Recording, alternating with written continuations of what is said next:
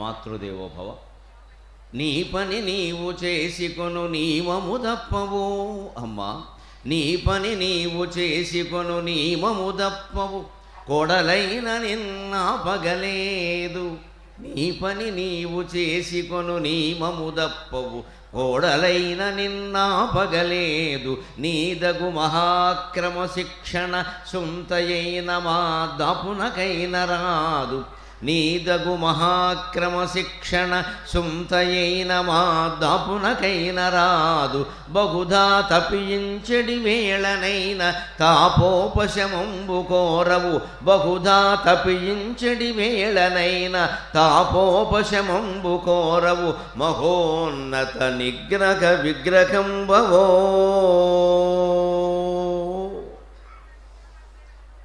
శారదాదేవి వచనామృతం ద్వారా మనం గ్రహించవలసిన మొదటి మాట ఏమిటంటే, మన పనులు మనం చేసుకోవాలి. ఎవరికో చెప్పి చేయించుకోవడానికి గొప్ప విషయంగా భావించకూడదు. చేయించకపోతే మాట వినరు, మాట వినకపోవడం వల్ల మంచిది, మళ్ళీ చెప్పక్కర్లేదు, సమయం కలిసి వచ్చింది. మాట వింటే అసమానం చెబుతూ ఉండాలి. జీవితంలో అనుకూలతలో ఎంత సౌకర్యం ఉందో ప్రతికూలతలో అంతకంటే ఎక్కువ సౌకర్యం ఉంది మనం అనుకుంటాం. కానీ లాభంలో ఎంత విశేషం ఉందో నష్టంలో అంతకంటే విశేషం ఉంది. మనం గ్రహించుకోము దాన్ని. ఎంతసేపు మనకు అనుకూలంగా జరగాలని అనుకుంటాం. అనుకూలంగా జరిగితే మళ్ళీ మళ్ళీ తాపత్రయపడుతూ ఉండాలి. ప్రతికూలంగా జరిగితే ఇంకా బడక్కలేదు, వదిలిపెట్టి సంత వదిలిపోతుంది. అందుకని ఎవరో మన మాట వినడం, మన పనులు చేస్తూ ఉండడం, మనకి లోబడి ఉండడం, మన పట్టులో ఉండడం, ఇదంతా అవసరం లేదండి. ఎంత వదిలేస్తే అంత మంచిది. తగిలించుకోవడం అంత దుఃఖం లేదు, వదిలించుకోవడం అంత సుఖం లేదు. అందుకని పూర్వం స్త్రీ పురుషులను చూస్తే ఒక తరం ముందు, 2 తరాల ముందు చూస్తే మనకు అర్థం అవుతుంది. వాళ్ళ పనులు వాళ్ళే చేసుకునేవారు, ఎవరికి చెప్పేవారు కాదు. వాళ్ళు ఎంతసేపు ఏదో చేయించుకోకుండా వెళ్ళిపోతే బాగుండు అనుకున్నారు. అంతకంటే ఎక్కువగా కూడా తెలుసుకోవలసింది తెలుసుకోవాలని ప్రయత్నం చేశారు. మనం గమనించాలి. ఆడవాళ్ళైనా మగవాళ్ళైనా వాళ్ళు పొందవలసిన జ్ఞానాన్ని పొందడం కోసం ప్రయత్నం చేశారు. పురుషులు వేదశాస్త్రాల ద్వారా ప్రయత్నం చేస్తే, స్త్రీలు పురాణాల ద్వారా అధ్యాత్మ రామాయణం వంటి కీర్తనల ద్వారా ప్రయత్నం చేశారు. ఎలా చేసినా మంచిది. ఎవరికి తగిన స్థాయిలో ఎవరి అభిరుచి ప్రకారం వారు చేశారు. ఏది చేసినా అంతిమంగా ఏమిటంటే తెలుసుకోవలసింది. యజ్ఞాత్వా సర్వమిదం విజ్ఞాతం భవతి, యశ్రుత్వా సర్వమిదం శృతం భవతి, యదృష్ట్వా సర్వమిదం దృష్టం భవతి. ఏది తెలుసుకుంటే ఇంకేది తెలుసుకోవలసిన అవసరం లేదు, ఏది వింటే ఇంకేది వినవలసిన అవసరం లేదు, ఏది చూస్తే ఇంకేది చూడవలసిన అవసరం లేదు. ఆత్మా వా అరే ద్రష్టవ్య శ్రోతవ్యో మంతవ్యో నిర్ధ్యాసితవ్య మైత్రేయీ అని యాజ్ఞవల్క్యుడు మైత్రేయికి చెబుతాడు ఉపనిషత్తు. ఏది తెలుసుకుంటే ఇంకేది తెలుసుకోవలసిన అవసరం లేదో దాన్నే ఆత్మ అంటారు. అది దాన్నే చూడాలి, దాన్నే వినాలి, దాని గురించే వినాలి, దాన్నే తెలుసుకోవాలి. అంటే ముందు నేర్చుకోవలసింది క్రమశిక్షణ, సమయపాలన. అందుకని నా తల్లిలో నేను గమనించింది ఏమిటంటే, ఆవిడ పనులన్నీ ఇంచుమించు చివరిలో ఒక ఏడాది మంచంలో ఉండే వరకు ఆవిడే చేసుకుంది. అప్పుడు కూడా వీలైనంత తక్కువ పనులు, తప్పనిసరైనవి మాత్రమే చేయించుకునేది, లేకపోతే వీలైనంత వరకు చేసుకోవడమే. కోడలైన నిన్నాపగలేదు. ఆవిడ కోడల్ని కూతురులా ప్రేమించింది కాబట్టి కోడలు కూడా అత్తగారిని తల్లిలాగే ప్రేమించింది. నేను ప్రత్యక్షంగా చూశాను. నేను ఏ తలనొప్పి లేకుండా సుఖంగా ప్రవచనాలు చెప్పగలుగుతున్నానంటే అత్తా కోడళ్ళు ఇద్దరూ సామరస్యంగా ఉండడమే ప్రధాన కారణం.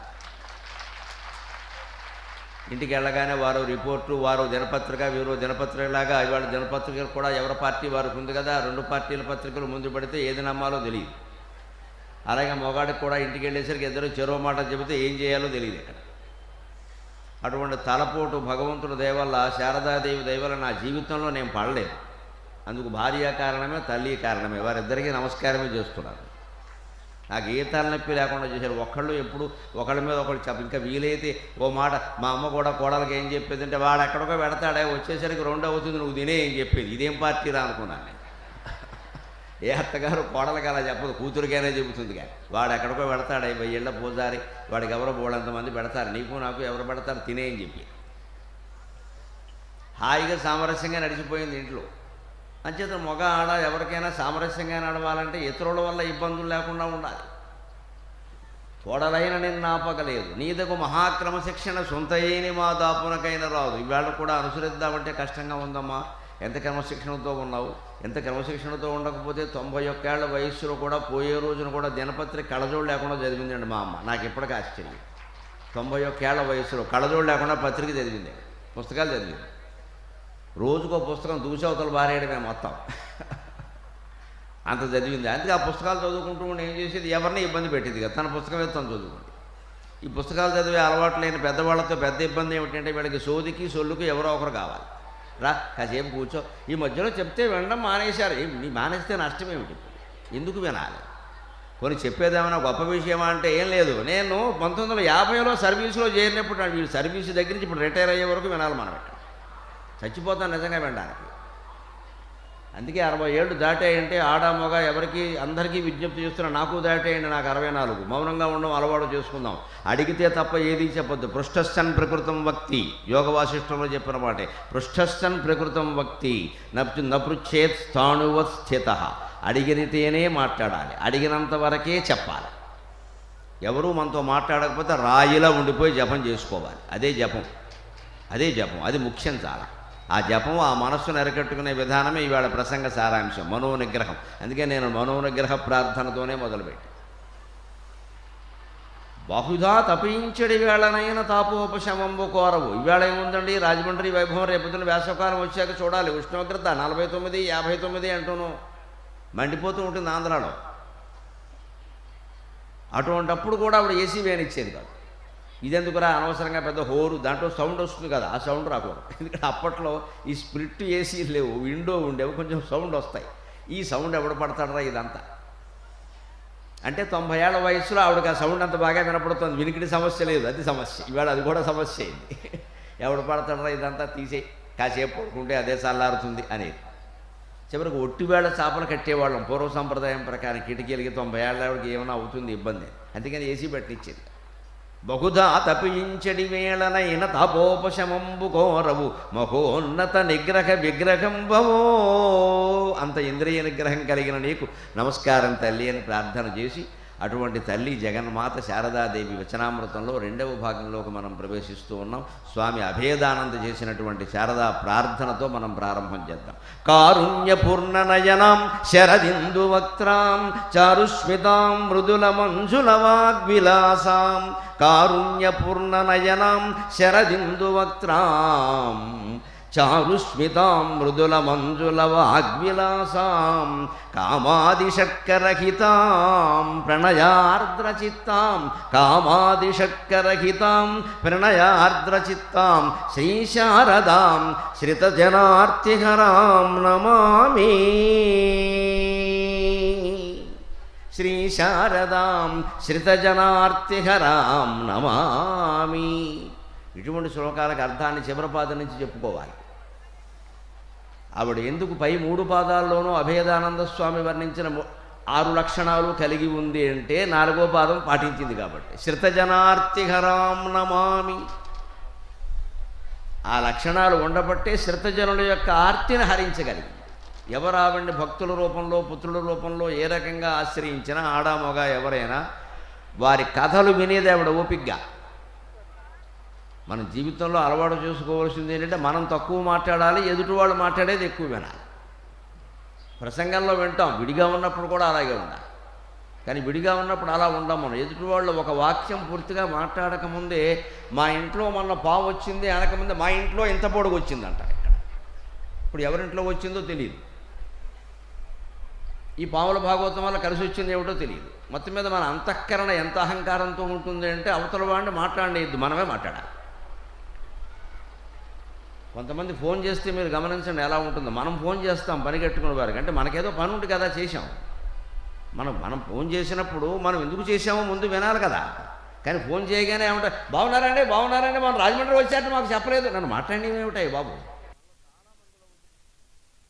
అవతల వాడు మనకు ఫోన్ చేసేటువంటి ముందు వాడు ఏం చెబుతున్నాడో వినాలి. వెంటనే ఆరోపణలు మొదలెట్టడం కాదు, లేదా ప్రశంసలు మొదలెట్టడము కాదు. ప్రశంసలు వద్దు, ఆరోపణలు వద్దు, ఆక్షేపణలు వద్దు. కేవలం దాన్ని క్రియగా యాంత్రికంగా నమస్కారం అబ్బాని చెప్పనియండి.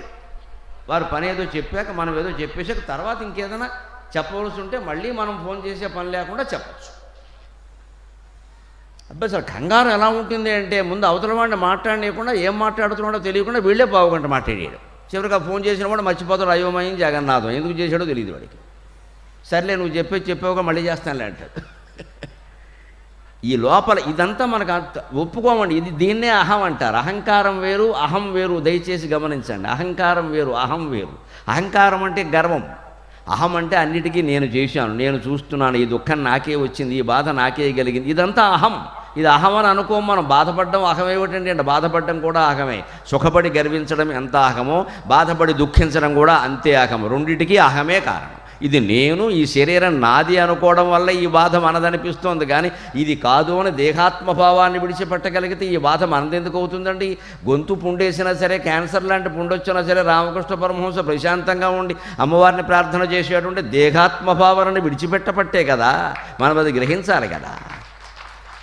ఈ దేహం నాది కాదు అని గ్రహించబట్టే కదా. ఏమయ్యా నువ్వు తలుచుకుంటే ఎంతసేపు అయ్యా, కావాలంటే నేను తగ్గిస్తానయ్యా అని కాళికామాత చెప్పిన తిండి కూడా తినలేకపోతున్నావు కదా, గొంతులో వచ్చింది కదా పుండు, తిండి కూడా తినలేకపోతున్నావు కదా అంటే, అమ్మా ఇన్ని నోళ్లతో తింటున్నది నేను కాదా, నాకు ఆ విషయం అర్థమైంది తల్లి అన్నాడు మహానుభావుడు. ఎవడు ఉంటాడండి అటువంటి మహానుభావుడు జగత్తు మొత్తం మీద? శ్రీరామకృష్ణ పరమహంస తప్ప మరొకడు ఉండే అవకాశం ఉందా? ఆ సభలకు హాజరవుతున్నాం, ఆ మాటలు వింటున్నాం, కనీసం అందులో 1% ఆచరించే ప్రయత్నం చేయాలి. అహం అంటే ఇది.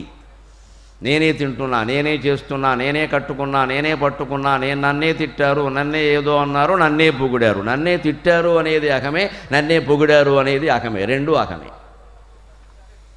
అహంకారం వేరు, అహం వేరు. అహంకారం వదిలిపెట్టడం కొంచెం కష్టమైనా వదిలిపెట్టచ్చు, పర్వాలేదు. అహం వదిలిపెట్టడం కష్టం. అది కూడా వదిలిపెట్టారు ఆ దంపతులు. కాబట్టి వారికి ఎన్ని రోగాలు రాని, ఎన్ని బాధలు కలగని, అవి ఏమీ అనిపించకపోగా, బాధ కలిగించకపోగా ఒక రకంగా ఇదే మంచిది అనుకున్నారు వాళ్ళు. ఒక రకంగా ఇదే మంచిది అనుకుంటాడు. అందరినీ కలిసి భక్తులకు ఆశీర్వచనాలు ఇచ్చి దండాలు పెట్టించుకుని విసుగొచ్చేసినటువంటి సన్యాసికి ఎలా ఉంటుందో తెలుసా అమ్మా? నేను ఆ స్థాయిలో లేకపోయినా వారిని దర్శించాను కాబట్టి చెబుతున్నా. వాళ్ళ మనస్సు ఎలా ఉంటుంది? వదిలేస్తే బాగున్నా, కరోనా వస్తే బాగున్నాను వదిలేస్తారు. సంత ఎందుకు వచ్చింది అనుకుంటా. ఎందుకంటే వాళ్ళకి ఏకాంతం కావాలి, వాళ్ళకి జపం కావాలి, వాళ్ళకి ధ్యానం కావాలి. మనమో మీద పడిపోతూ ఉంటాం వచ్చి. మన పిచ్చి కోరికలన్నీ అక్కడ చెబుతూ ఉంటాం. ఇక్కడ నన్ను వదిలేయండి అంటారు వాళ్ళు. ఎందుకంటే వాళ్ళకి కావలసింది ఏకాంతం. వివిక్త దేశ శైవిత్వం అరతిర్జన సంసది, భగవద్గీతలో చెప్పినట్టే వివిక్త దేశ శైవిత్వం. ఎవ్వరు లేని చోటకి పారిపో, తలుపేసేసుకో, చెడతేసేసుకో, ఎవరిని రానివ్వకు. అంతగా వచ్చి ఎక్కువ మంది కలుస్తుంటే రోగంతో ఉన్నాను కలవకూడదని అబద్ధం ఆడే, ఏం పర్వాలేదు, మన జపం మనకి సాగుతుంది. లేకపోతే ఈ కలవడాల వల్ల కొత్త రోగాలు వస్తాయి. భౌతిక రోగాలు కాదు, మానసిక రోగాలు ఏవేవో చెబుతూ ఉంటారు, అనవసరమైన విషయాలు. సన్యాసులకి స్వామీజీలకి పట్టనివి, అవసరం లేనివిను వారి దగ్గర మాట్లాడడం.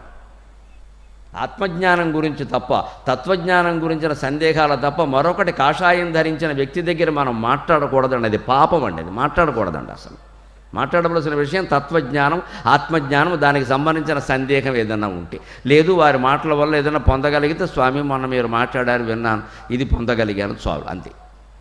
సంసార విషయాలు కానీ, రాజకీయాలు కానీ, లౌకికమైన విషయాలు కానీ అసలు ప్రస్తావనకి రాకూడదండి.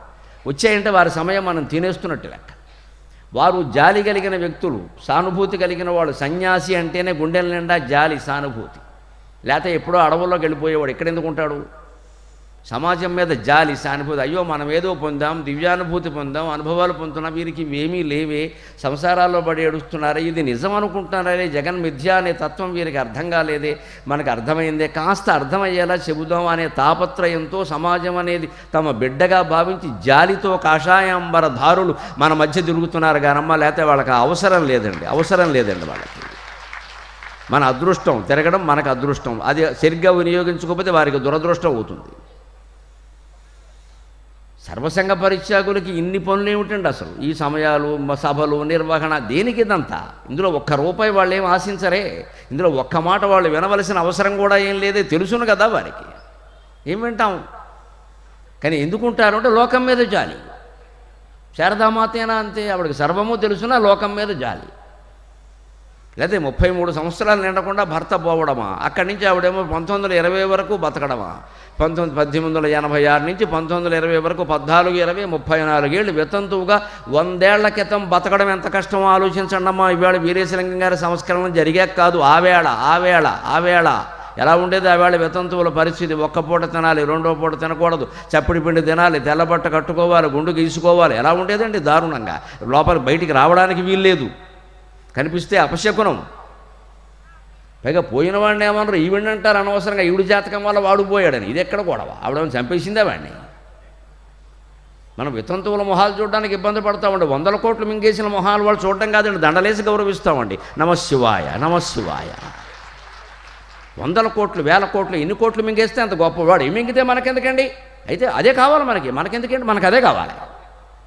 అటువంటి వాళ్ళ మొహం చూడడానికి కూడా అసహించుకోవాలి. మొహం మీద చెప్పాలి, నువ్వు నా ఇంటికి రావద్దని. నేను ఈ ఇంటికి రానని చెప్పాలి. వాడు ఎంత పెద్ద నాయకుడైనా కానీ, నేను రాను, నువ్వు రావద్దు, నీ మొహం చూడడం నాకు ఇష్టం లేదు అని స్పష్టంగా చెప్పాలి. అది ధైర్యం. ఉంటే ఉంటాం, పోతే పోతాం, పెద్ద సమస్య కాదు ఇక్కడ. ఇంకటి 2 రోజులు ఎక్కువగా బతకడం వల్ల వచ్చిన ప్రయోజనం ఏం లేదు. వివేకానందుడు చెబుతాడు, సమాజం మీద నీ ముద్ర వేసి వెళ్ళిపో అన్నాడు. అది మనకు ఆ సాహసానికి, ఆ ధైర్యానికి సిద్ధంగా ఉండాలి. అవినీతి పరుని నడి రోడ్లో పెట్టి నిలదీయాలి. ఏం మాట్లాడుతున్నావు బుద్ధి లేకుండా అని చెప్పాలి. ఇన్ని మింగేసి ఇంకా మాట్లాడతావు ఇక్కడ అని చెప్పి ప్రశ్నించాలి. అంత ధైర్యం ఎక్కడదండి? మనకి వ్యాపించిన వ్యాధి ఏమిటంటే మనకెందుకు గుళ్ళోకి వెళ్ళి దండం పెట్టేసుకుని ముక్కోటి ఎకరేసి కదా, అందరం వెళ్ళి ఉత్తర ద్వారం పగలగొట్టేద్దాం అంతే. వాడు ముక్కోటి కాదు 300 కోట్లు మింగేస్తాడు. వాడు ముక్కోటి అక్కర్లేదు వాడికి. వాడు ముక్కోటి అక్కర్లా, కోట్లింగాలు అక్కర్లా. మనకు మాత్రం ముక్కోటి ద్వారం దగ్గర తలబద్దలు కొట్టుకుంటూ కూర్చుంటారు. దేశం నాశనం అయిపోతుంది. ఎవరిని ఏమనలేమండి ఒక్క మాట. పోనీ అనంత వైరాగ్యం అనుకుంది అంటే లోపల వాక్కుంటూ ఉంటాయి. ఈ లోపల ఈ పిసుక్కోవడాలు దేనికి? అదేదో అనేసిపోయేదానికి అక్కడ. ఈ లోపల వాక్కోవడం వల్ల ఏమవుతుందంటే బీపీ వస్తుంది, షుగర్ వస్తుంది. అవినీతి అలాగే ఉంటుంది. ఎప్పుడు గుర్తుపెట్టుకోవాలి, వైరాగ్యం అంటే ధైర్యం. వైరాగ్యం నుంచి ధైర్యం వస్తుంది ఖచ్చితంగా. 10 సంవత్సరాల శిక్ష విధించినా మారతాడో నేరస్తుడు మారడో చెప్పలేమండి. 10 మంది ఈసడించుకుంటే 10 రోజుల్లో మార్పు వస్తుందండి. 10 రోజుల్లో మార్పు వస్తుందండి. సాక్షి వ్యాసాల్లో పానుగంటి లక్ష్మీ నరసింహారావు గారు చెప్పిన మాట ఇది. మీ కరతాళ ధ్వనులు వారికి చెందుతాయి, ఏ లోకంలో ఉన్నా సరే. నాకు ఆ మాట ఎంతో ఉత్తేజం. 10 సంవత్సరాల శిక్ష విధించిన నేరస్తుడు మారడో చెప్పలేం. 10 మంది ఈసడించుకుంటే 10 రోజుల్లో మారతాడు. వేధవా బుద్ధి లేదా, నీ పెళ్ళికి నన్ను పిలుస్తావా, నీ ఇంట్లో పెళ్ళికి నేను రావాలా అన్నారు. మన ఇంట్లో పెళ్ళికి వాడిని పిలవం. ఎందుకు పిలవలేదంటే నువ్వు లక్షల కోట్లు మింగావు కాబట్టి పిలవం అంతే. స్పష్టంగా చెప్పాలి. ఏం చేస్తాడు? పొడి చేయని. ఈ అధవ సమాజంలో ఉండడం కంటే పోవడమే మంచిది. ఈ ధైర్యం రావాలి వివేకానందుడి మాటల ద్వారా, శారదామాత ఉపదేశాల ద్వారా. లేనప్పుడు అన్నీ కుళ్ళిపోతూనే ఉంటుంది సమాజం. మనం ఎలాగేదో ఆ కుళ్ళులో ఎలా బతుకుతూనే ఉంటాం. ఎలాగా ఊరికే వినెళ్ళిపోవడం వల్ల ఉపయోగం ఏం లేదండి. కనీసం మన వ్యక్తిగత జీవితంలోనైనా ఆ నీతిని, ధైర్యాన్ని పాటించాలి కదా. ఆ ధైర్యాన్ని సమకూర్చుకోగలగాలి. అది ధ్యానం ద్వారా వస్తుంది, జపం ద్వారా వస్తుంది. అందుకని శతజనార్తిహరాం, తనను ఆశ్రయించిన భక్తులందరినీ వాళ్ళ ఆర్తులు ఎందుకు హరించగలిగింది ఆవిడ అంటే, కారుణ్యపూర్ణ నయనాం. ఆవిడ కళ్ళల్లో ఎప్పుడూ కరుణతో నిండినటువంటి ఆనంద బాష్పాలు కనపడుతూ ఉండేవి. కారుణ్యం కళ్ళ నిండా కనపడుతూ ఉండేది. శరదిందు వక్త్రాం. అందుకని శరత్కాలంలో ఉండేటువంటి చందమామల చాలా అందంగా ఉండేది ముఖం ఆవిడది. అందంగా ఉండడం వల్ల ఆనందం కలుగుతుందో లేదో చెప్పలేము. అందమే ఆనందం, ఆనందమే జీవితం అకరందం అంటారు కానీ ఖచ్చితంగా నిజం కాదు. అందంగా ఉన్న వాళ్ళందరూ ఆనందంగా ఉండరు, కానీ ఆనందంగా ఉన్న వాళ్ళందరూ అందంగా ఉంటారు ఖచ్చితంగా. అది గ్రహించాలి. ఆనందంగా ఉండే ప్రయత్నం చేయాలి, అందంగా ఉండే ప్రయత్నం చేయగలదు. అందంగా ఉండే ప్రయత్నం ఎంత చేసినా ఒక వయస్సు దాటాక అందం ఉండదు. ఆడాళ్ళకే ఉండదు, మగాళ్ళకే ఉండదు. ఆనందానికి వయసుతో నిమిత్తం లేదు. అసలు పసిపిల్లాడు, ఉయ్యాల్లో పిల్లాడు మన అందరికంటే చాలా ఆనందంగా ఉంటాడు వాడు. ఎందుకంటే ఏమీ తెలియదు. నిర్ద్వంద్వో బాలవద్ ధీమాన్ యవమేవ వ్యవస్థిత అంటాడు అష్టావక్ర గీతలో మహానుభావుడు అష్టావక్రుడు జనక మహారాజుతో. నిర్ద్వంద్వో బాలవద్ ధీమాన్ యవమేవ వ్యవస్థిత. పసిపిల్లాళ్ళ ఉండబోయా, నిర్ద్వంద్వంగా ఏ రాగద్వేషాలు లేకుండా ఉండగా ఎలా ఉన్నదాన్ని అలా స్వీకరించబోయా.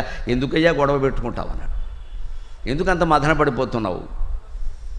పసిపిల్లాళ్ళ ఉండాలి అంటే, శరదిందు వక్త్రం కలిగి ఉండాలి అంటే మన మనస్సులో కల్మషం ఉండదు. దేశం కోసం మనం మాట్లాడతాం తప్ప మనం ఏదో డబ్బులు సంపాదించుకోవడానికి, పదవులు పీఠాలు ఆక్రమించడానికి కాదు ఇక్కడ. కారుణ్యపూర్ణ నయనాం శరదిందు వక్త్రాం. ఆవిడలో కల్మషం లేదు కాబట్టి ఎప్పుడు కళ్ళ నిండా కరుణ ఉండేది. ఆవిడ ముఖం శరత్కాలంలో కార్తీక పూర్ణిమ నాడు కానీ, ఆశ్వీజ పూర్ణిమ నాడు కానీ, పూర్ణిమ నాడు వెలుగొందేటువంటి చంద్రబింబంలా ఉండేది. మనస్సులో కల్మషం లేకపోతే ముఖం అలాగే ఉంటుందమ్మా. మనస్సులో కుళ్ళు బుద్ధి పెట్టుకుంటే ముఖానికి 100 ఫెయిర్ అండ్ లవ్లీలు రాసినా బొగ్గులాగే ఉంటుంది అది. ఎందుకంటే మనస్సు నిండా ఉన్నదే. Face is the index of mind. ఇంగ్లీష్లో కూడా చెప్పాను. నీ మనస్సులో ఏముంది అదే నీ మొహంలో కనపడుతుంది ఇక్కడ. అందుకే ఎవరన్నా మనతో మాట్లాడుతున్నప్పుడు అండి, నిజమో కాదో తెలియాలి అంటే మొహమాట పడకుండా కళ్ళల్లో కళ్ళు పెట్టి చూస్తే 2 నిమిషాల్లో తెలిసిపోతున్నాడు. ఇక మాట్లాడండి, ఆపేస్తాడండి. మనం పక్కకి చూస్తూ ఉంటాం, వాడు సాగిస్తూ ఉంటాడు ఇక్కడ. వాడి కళ్ళల్లో కళ్ళు పెట్టి సూటిగా చూస్తే వాడు చిట్ ఫండ్ కంపెనీ ఉంచుతాడా మూసేస్తాడా తెలిసిపోతుందండి. మనకి పక్కన తిప్పేసి మీ బావగారు చేశారు, మీ తమ్ముడు చేశాడు, ఫలానా వారు చేశారంటే నమ్మేసి మనం కూడా కట్టేస్తూ ఉంటాం. అక్కడ చెబుతున్నంతసేపు వాడి కళ్ళల్లోకే చూడండి, మోసం కనిపించేస్తుందండి ఖచ్చితంగా. Face is the index of mind, no doubt at all. మనం చూడలేము, చూసే ధైర్యం లేదు మనకి. ఏమైనా అనుకుంటారేమో అనుకుంటారు, తర్వాత వాడు 10 లక్షలు కొట్టేశాక మనమే అనుకోవాలి. ఇక్కడ మన గురించి అందరూ అనుకుంటారు, అంతకంటే ముందే చూసి తెలుసుకోవడం మంచిది. మాటలు నిజమా కాదా తెలియాలంటే ఖచ్చితంగా కళ్ళల్లోకి చూడాలి. కంటిగుడ్డు విపరీతమైన వేగంతో అటు ఇటు కదులుతోందంటే ఖచ్చితంగా మోసం. నిజం మాట్లాడేవాడు కంటిగుడ్డు కదలదు, స్థిరంగా ఉంటుంది, లెక్కది. ఆ గడ్డిగుడ్డు అటు ఇటు అటు ఇటు విపరీతంగా కదులుతోందంటే మాయ మాటలే, అబద్ధం అది. లైట్ డిటెక్టర్స్ వచ్చాయి కదా, ఇప్పుడు చేస్తున్న పని అదే. అనేక రకాలు ఉన్నాయి వ్యవస్థలు, తెలుసుకోవచ్చు మనం. ఊరికి అవన్నీ తెలియక మాయలో పడిపోతూ ఉంటాం. ఇక్కడ ఆవిడ ముఖం శరదిందు వక్తరాం అన్నట్టుగా ఎందుకుంది అంటే లోపలేమి లేదు, నువ్వు ఎన్ని డిటెక్టర్లు పెట్టినా ఒకటే అక్కడ. చారుస్మితాం, హాయిగా అందంగా నవ్వేది ఆవిడ. అందంగానే నవ్వుతారండి, లోపల ఏముంది కనుక. వంకర పనుల కోసం నవ్వక్కర్లేదు, ఎవరినో మాయలో పెట్టడానికి నవ్వక్కర్లేదు, డబ్బు కోసం నవ్వక్కర్లేదు, కృత్రిమంగా నవ్వాల్సిన కర్మ ఆవిడకి లేదు. కాబట్టి చారుస్మితాం, అందంగా నవ్వేది ఆవిడ. మృదుల మంజుల వాగ్విలాసాం, ఎంత పండితురాలైనా ఎంత జ్ఞాని అయినా స్త్రీ కాబట్టి చాలా లలితమైన భాషలో మాట్లాడేది. మృదుల మంజుల వాగ్విలాసాం. కామాది షట్కరహితాం, ఈ మనస్సులో ఏమీ లేకపోవడం అంటే కామ ఆది మొదలైనవి ఎన్నున్నాయి? 6. కామ, క్రోధం, లోభం, మోహం, మదం, మాత్సర్యం. ఈ షట్కాన్ని ఆవిడ వదిలిపెట్టింది. వదిలిపెట్టడం మరీ కష్టమేం కాదు, అలా దూరంగా పారిపోకల. మన వల్ల అవుతుందా? మన వల్లే అవుతుంది. ఎప్పుడు అవుతుంది? ఇప్పుడే అవుతుంది. ఎక్కడ అవుతుంది? ఎక్కడే అవుతుంది. చేసి చూపిస్తా. కామం, క్రోధం, లోభం, మోహం, మదం, మాత్సర్యం వదిలిపెట్టచ్చు. అంత దారుణంగా భయపడి పారిపోవక్కర్లేదు. అక్కడ అసలు 6 లేవు, మొన్నవి 3. కామం, క్రోధం, లోభం 3 పక్కన రాయండి. వాటికి ఎదురుగా మళ్ళీ మోహం, మదం, మాత్సర్యం రాయండి. కామం ఎదురుగా మోహం ఉంటుంది, లోభం క్రోధం ఎదురుగా మదం ఉంటుంది, లోభం ఎదురుగా మాత్సర్యం ఉంటుంది. ఇప్పుడు 3, 6 లేవండి. ఎందుకని? కామం పెరిగితే మోహమైంది. కోరిక స్థాయిలోనే ఆపేస్తే మోహం రాదు. మోహం అంటే కామం అంటే కోరిక, మోహం అంటే అది తీరకపోతే నేను ఉండలేను, ఆత్మహత్య చేసుకుంటా, అంత మోహం అవసరం లేదు. కోరిక స్థాయిలో నియంత్రిస్తే మోహం లేనట్టే. క్రోధం వచ్చింది, కోప్పడు, తప్పులేదు, కోపం ఉండకూడదు మనకి. రామాయణంలో చెబుతాడు వాల్మీకి, రాముడికి కోపం ఉండదు, తెచ్చుకుంటాడు. తెచ్చుకోకపోతే బాణం వేయలేడమ్మా. పరమశాంతంగా గౌతమ బుద్ధుడిలా కూర్చుని ఇలా లాగితే బాణం వెళ్ళదండి, ఎక్కడే పడుతున్నాడు నేను కాళ్ళ మీద. అది తీవ్రంగా లాగితేనే అంత దూసుకుంటూ వెళ్ళి రావణాసురుడు కంఠాన్ని ఛేదించింది అంటే కారణం ఏంటి? కోపమే. యుద్ధం చేసేవాడు కోపం ఉండాలి, అక్కడ శాంతం ఉంటే అలాగా. ఇప్పుడు రామకృష్ణ మఠంలో వినిపించే ప్రార్థనలండి కాశ్మీర్లో సైనికులకు వినిపించారండి, ఇబ్బంది అక్కడ. ఇది వేరు, ఇక్కడ వేరు. ఇది శాంతం, వైరాగ్యం, జ్ఞానం. అది పోరాటం, భౌతిక పోరాటం. అక్కడ మంచి మ్యూజిక్ కూడా వేరు, కథన కుతూహల రాగం ఉంటుంది అక్కడ. యుద్ధానికి పరిగెత్తేలాగా, లేకపోతే ఎవడో గెలవడం. అంత యుద్ధం చేసిన రామచంద్రమూర్తి కోపాన్ని తెచ్చుకున్నాడు, కానీ కోపం లేదు ఆయనకి. ఆయన తెచ్చుకుంటాడు. బాణం తీశాడు కదా, అంతకుముందు బాణం ఆయన దగ్గర ఏం లేదుగా, తీశాడు. అలా కోపాన్ని కూడా తీస్తాడు.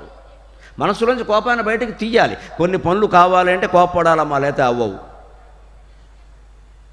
నువ్వు చేస్తే చేయలేతే లేదంటే ఎవడు చేయడు ఈ దేశంలో, వాడే చేసుకోవాలి. చేయకపోతే చూస్తా అంటేనే చేస్తాడు. కానీ ఈ వేలిలా అనేటప్పుడు ఆ మన మనస్సులో ఏముండకూడదు, ఆ పని జరగాలి అంతే, ఇంకేమక్కల. అప్పుడు మనం క్రోధం నుంచి మదం వెళ్ళకండి. మదం అంటే గర్వం. దుర్యోధనుడికి క్రోధం వచ్చింది, అది మదంగా మారింది, వస్త్రాపహరణం వరకు వెళ్ళింది. ఏదో పడినప్పుడు నవ్వరా ఏముంది అని మానేస్తే అయిపోయే. పైగా ద్రౌపది నవ్వలేదు, ద్రౌపది అక్కడ లేనే లేదు అసలు. లేని ద్రౌపదికి వీడి శిక్ష వేశాడు, దుర్మార్గం కదా.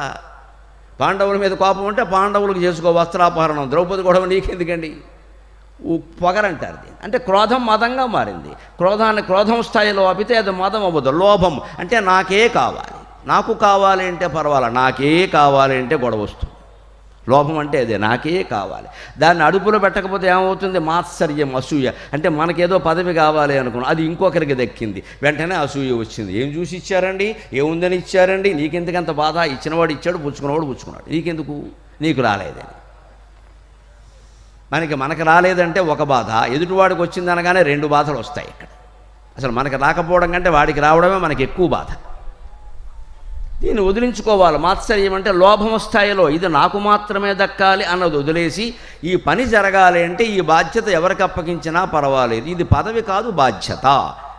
ఇదేదో పవర్ కాదు, it's not power, it's responsibility. అనుకుంటే బాధ్యత అనుకుంటే మనం ఎవరో ముందుకెళ్ళమండి. నాకు అక్కర్లేదండి బాబు, ఇప్పటికే బోల్డ్ పనులు చెప్పారు, ఇంకెవరికైనా చెప్పండి అంటాం. దాని ద్వారా ఏదో పదవి వస్తుంది అనగానే నాకు ఇవ్వకూడదా అని వాడికి ఇస్తున్నారంటారు. ఇక్కడ పదవికి బాధ్యతకి ఇంత తేడా ఉంది. మంత్రి పదవి అనడం చాలా తప్పు. మంత్రి బాధ్యత, అది బాధ్యత, ఇట్స్ రెస్పాన్సిబిలిటీ, నాట్ పవర్. మంత్రి బాధ్యత అంటే పోటీ పడడం ఉండదు, ఇంకా దాని బాధ్యత చేస్తారు అంతవరకే. పదవి అనేసరికి పోటీ పడతారు. ఏ పనైనా బాధ్యత అనుకోవాలి, పదవి కాదు ఇక్కడ. అప్పుడు ఏమవుతుంది, ఈ మాత్సర్యం, లోభం మాత్సర్యం స్థాయికి వెళ్ళదు, ఆగిపోతుంది. ఇప్పుడు మూడే ఉన్నాయి. ఇప్పుడు కూడా గమనించండి, కామం, క్రోధం, లోభం కదా. నాకే కావాలి అని ఎందుకుంది? అది కాలేదని కోపం ఎందుకు వచ్చింది? కామం, కోరిక ఉండబట్టి. మూలమైంది కోరిక, అది తీరకపోతే వచ్చేది క్రోధం. అది నాకే కావాలి అనుకోవడం లోభం, అది తీరకపోతే నేను ఉండలేను అనుకోవడం మోహం, అది నాకు తీరింది అని గర్వించడం మదం, అది ఇంకొకరికి తీరింది నాకు తీరకుండా అనుకోవడం మాత్సర్యం. మొత్తం ఆరింటికి మూలం ఒకటే, అది కోరిక. దాన్ని తీసి పారేసింది శారదాదేవి. అందుకని కామాది షట్కరహితాం, ఈ ఆరింటికి మూలమైంది ఒకటి ఉందయ్యా, అదే కోరిక. అది తీసేస్తే ఇంకేం లేవు కదా. నీళ్ళు వస్తున్నాయి, అనవసరంగా కారుతున్నాయంటే కుళాయి కట్టేస్తాం. కుళాయిలో కూడా రావాల్సిన అవసరం లేదంటే ట్యాంక్ దగ్గర కట్టేస్తాం. ట్యాంకులో కూడా నీళ్లు ఉండడానికి వీల్లేదంటే కింద నుంచి బోరింగ్ ద్వారా ఎక్కకుండా చేస్తే సరే ఉండవు. అందుకని ఈ ఆరింటిని జయించాలంటే మూలమైన సంకల్పంలోకి, మనస్సులోకి వెళ్ళాలి. కామాది షట్కరహితాం ప్రణయార్ద్రచిత్తాం. అందుకే అందరినీ ప్రేమించగలిగింది ఆవిడ. తన వాళ్ళు పరాయి వాళ్ళనే భేదమేం లేదు. పుట్టింటి బాధ్యతలు స్వీకరించింది, అవసరం లేకపోయినా. భక్తుల బాధ్యతలు స్వీకరించింది. వచ్చిపోయే వాళ్ళందరూ కూడా ఏవో అడుగుతుంటే మంత్రోపదేశాలు చేసింది, సలహాలు ఇచ్చింది. ముందు వాళ్ళు చెప్పే సోదంతా వింది. ఆ పుస్తకం చదివితే నాకు కలిగిన పెద్ద జాలి ఏమిటంటే ఆవిడ మీద, ఎంతమంది చెప్పింది ఎలా వినగలిగావమ్మా అనుకున్నాను నేను. గంటలు చెబుతుంటే అలాగా మీ అత్తగారు నేను బాధపడుతుందా? అవునమ్మా, అలాగే ఉంటారమ్మా. ఇలాగే పాపం ఓపిగ్గా.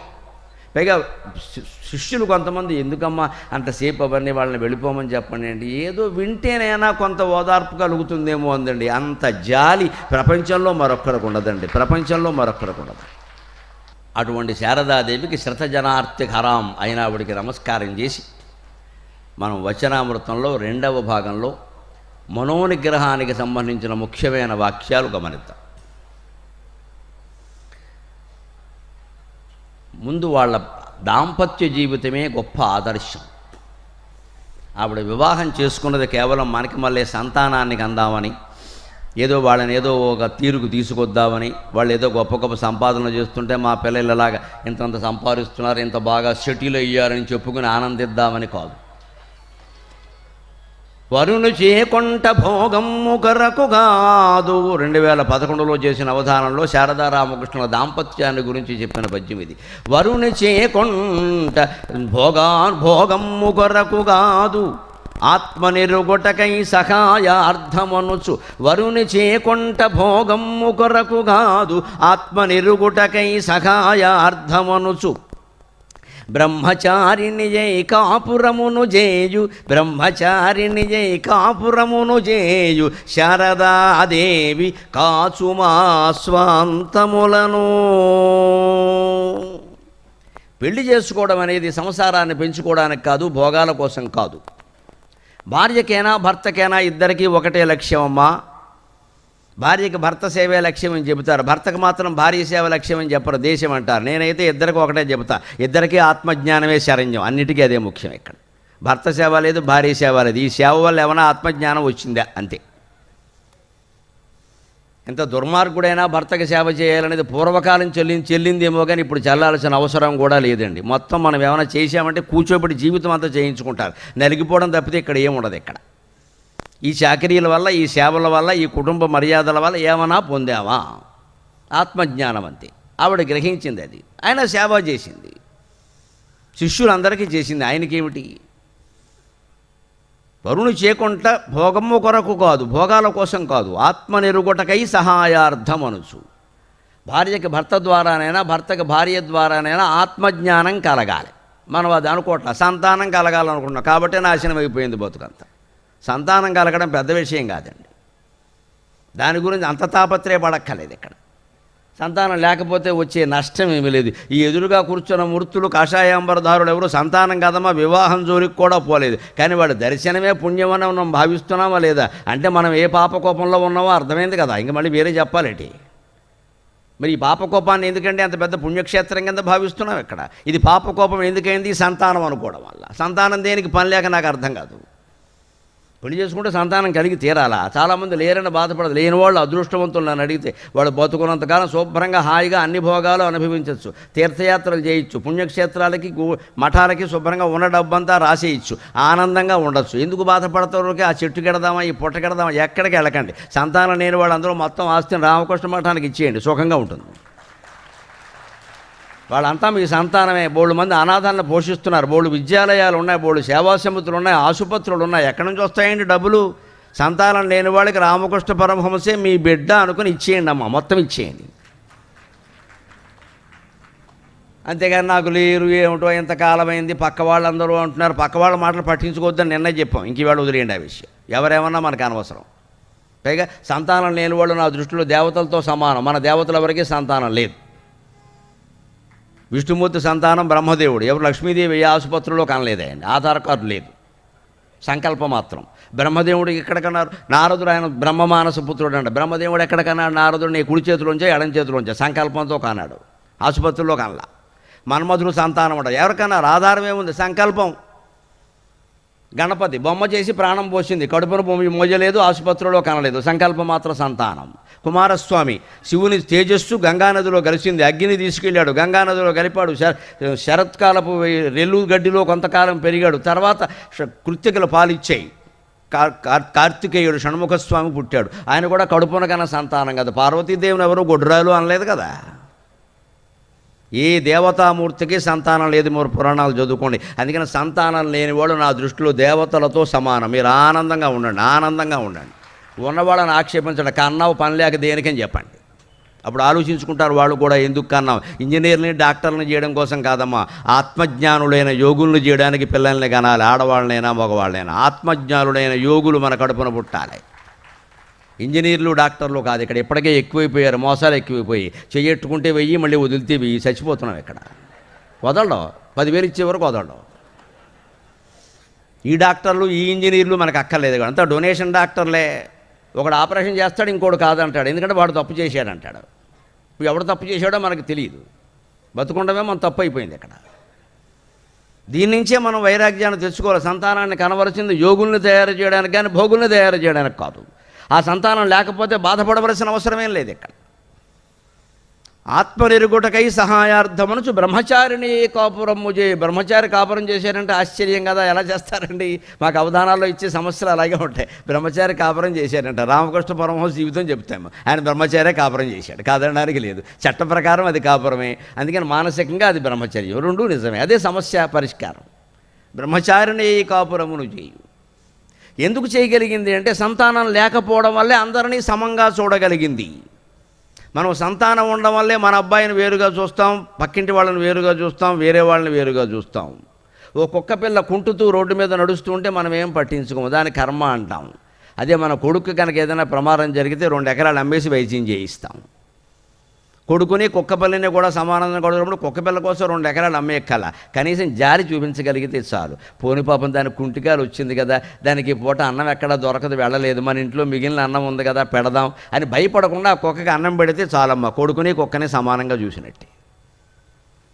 ఈ భావం కలగాలి అంటే సొంత సంతానం ఉంటే లాభం లేదండి.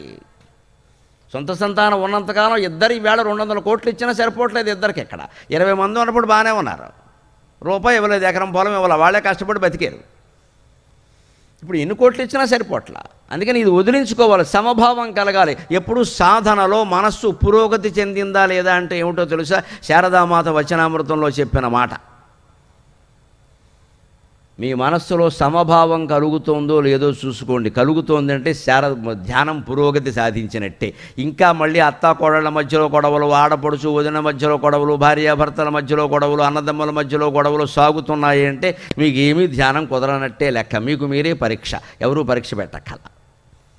ఇంకా మనకి వీరు మనవాళ్ళు వీరు పరాయి వాళ్ళనే భావన కలుగుతోందంటే ఏం ధ్యానం ఉపయోగమే లేదు, అదంతా పరధ్యానమే, తీసేయి.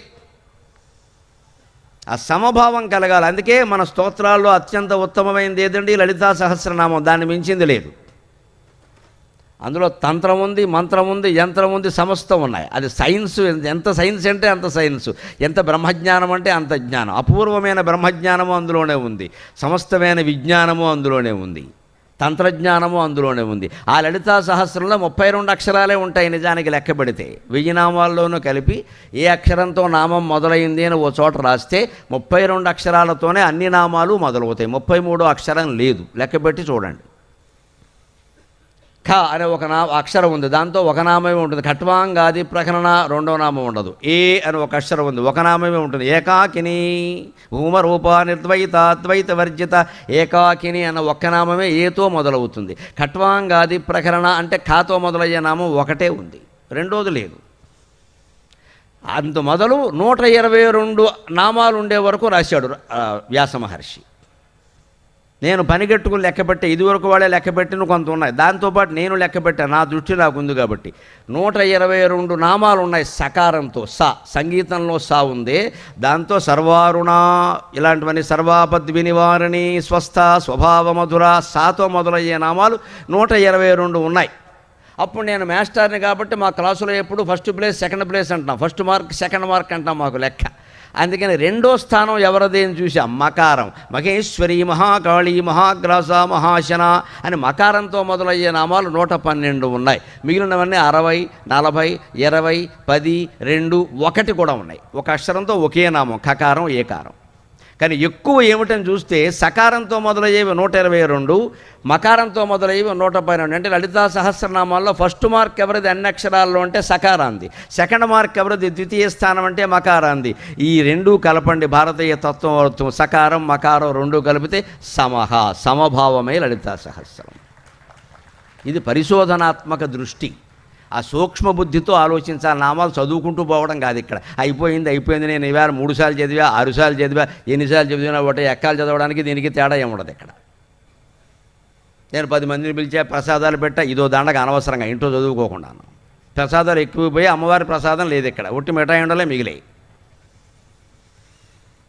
ఈ మొత్తం డ్యాన్సే. మా ఇంటికి 6 కార్లు వచ్చాయి. కార్లు వస్తాయమ్మా, కార్లు వస్తే కారులో వాళ్ళే పుకార్లు కూడా పుట్టిస్తారు. ముందు కార్లు వస్తే తర్వాత పుకార్లు వస్తాయి.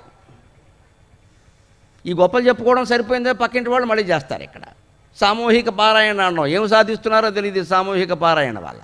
అంత గందరగోళం తప్పితే. గ్రహించవలసింది ఏమిటంటే సకారం 122, మకారం 112, సమహ, సమభావమే లలితా సహస్రం. అందరూ మనుషుల పట్ల, సమస్త జీవరాశుల పట్ల సమభావాన్ని మనస్సులో ఏర్పడకపోతే 1000 జన్మలు లలితా సహస్రం, విష్ణు సహస్రం చదివినా దండగే, తీసిపారేయవలసిందే. కలుగుతోందా లేదా ప్రతి నిమిషం, ప్రతి పారాయణ పూర్తి కాగానే ఆలోచించాలి. ఆ సమభావం కలిగితేనే మనకి భగవద్ దర్శనం కలుగుతుంది ఖచ్చితంగా. ఎప్పుడు భగవద్ దర్శనం అవుతుందో ఆవిడ ఒక ఉదాహరణ చెప్పింది. విద్యావినయ సంపన్నేన భగవద్గీతలో చెప్పారు కదా. మహాపండితులైనటువంటి బ్రాహ్మణుల్లో, ఒక ఏనుగులో, ఒక కుక్కలో, ఒక సామాన్య మానవులలో అందరిలోనూ నీకు సమానమైన ఆత్మ దర్శనం, వీరందరూ ఒకటే, పై తొడుగులు తేడా, శరీరాలు తేడా అని భావన ఎప్పుడైతే కలిగిందో అప్పుడు నీకు భగవద్గీత అర్థమైనట్టు లెక్క. లేనప్పుడు అది దండగా. అధ్యాయానికి ఒక ఫలితం పెట్టి మొత్తం వ్యాపారం చేయడం కాదు ఇక్కడ. ఏ అధ్యాయానికి ఏ ఫలితం ఉండదు అని అడిగితే జ్ఞానం అనే ఫలితం తప్ప. జ్ఞానం అనేది ఒక్కటే ఫలితం అండి. అందుకే మీరు ఏ పారాయణ చేసినా వెనకాల చివరిలో ఏముంటుందో చూడండి అమ్మా. ఫలశ్రుతి. అజ్ఞానంలో పడకండి, ఆ ఫలశ్రుతిని తిరగేయండి, అర్థమవుతుంది. శృతి ఫలం అంటే వినడమే ఫలం, ఇంకేం అడక్కని అర్థం అక్కడ. చెబుతున్నారు స్పష్టంగా, ఋషులు అలాగే చెప్తారు, మనకు నేరుగా చెప్పరు, నర్మగర్భంగా చెబుతారు. ఫలశ్రుతి కాదు రాబోయే, తిరగాయి. శృతి ఫలం, వినడమే ఫలం, ఇంకేం అడక్కు. దీన్ని చదివితే పిల్లలు పుట్టారు, విష్ణుమూర్తికి పుట్ల నీకు పుడతారు ఇక్కడ. ఈ ఆలోచనలతో ఉండకూడదు అనేసి దీని ద్వారా మనం ఏం పొందాం? జ్ఞానం పొందాం. సమాజంలో ఇన్ని విభేదాలు ఎందుకున్నాయండి? కులం దేనికైనా కులమే.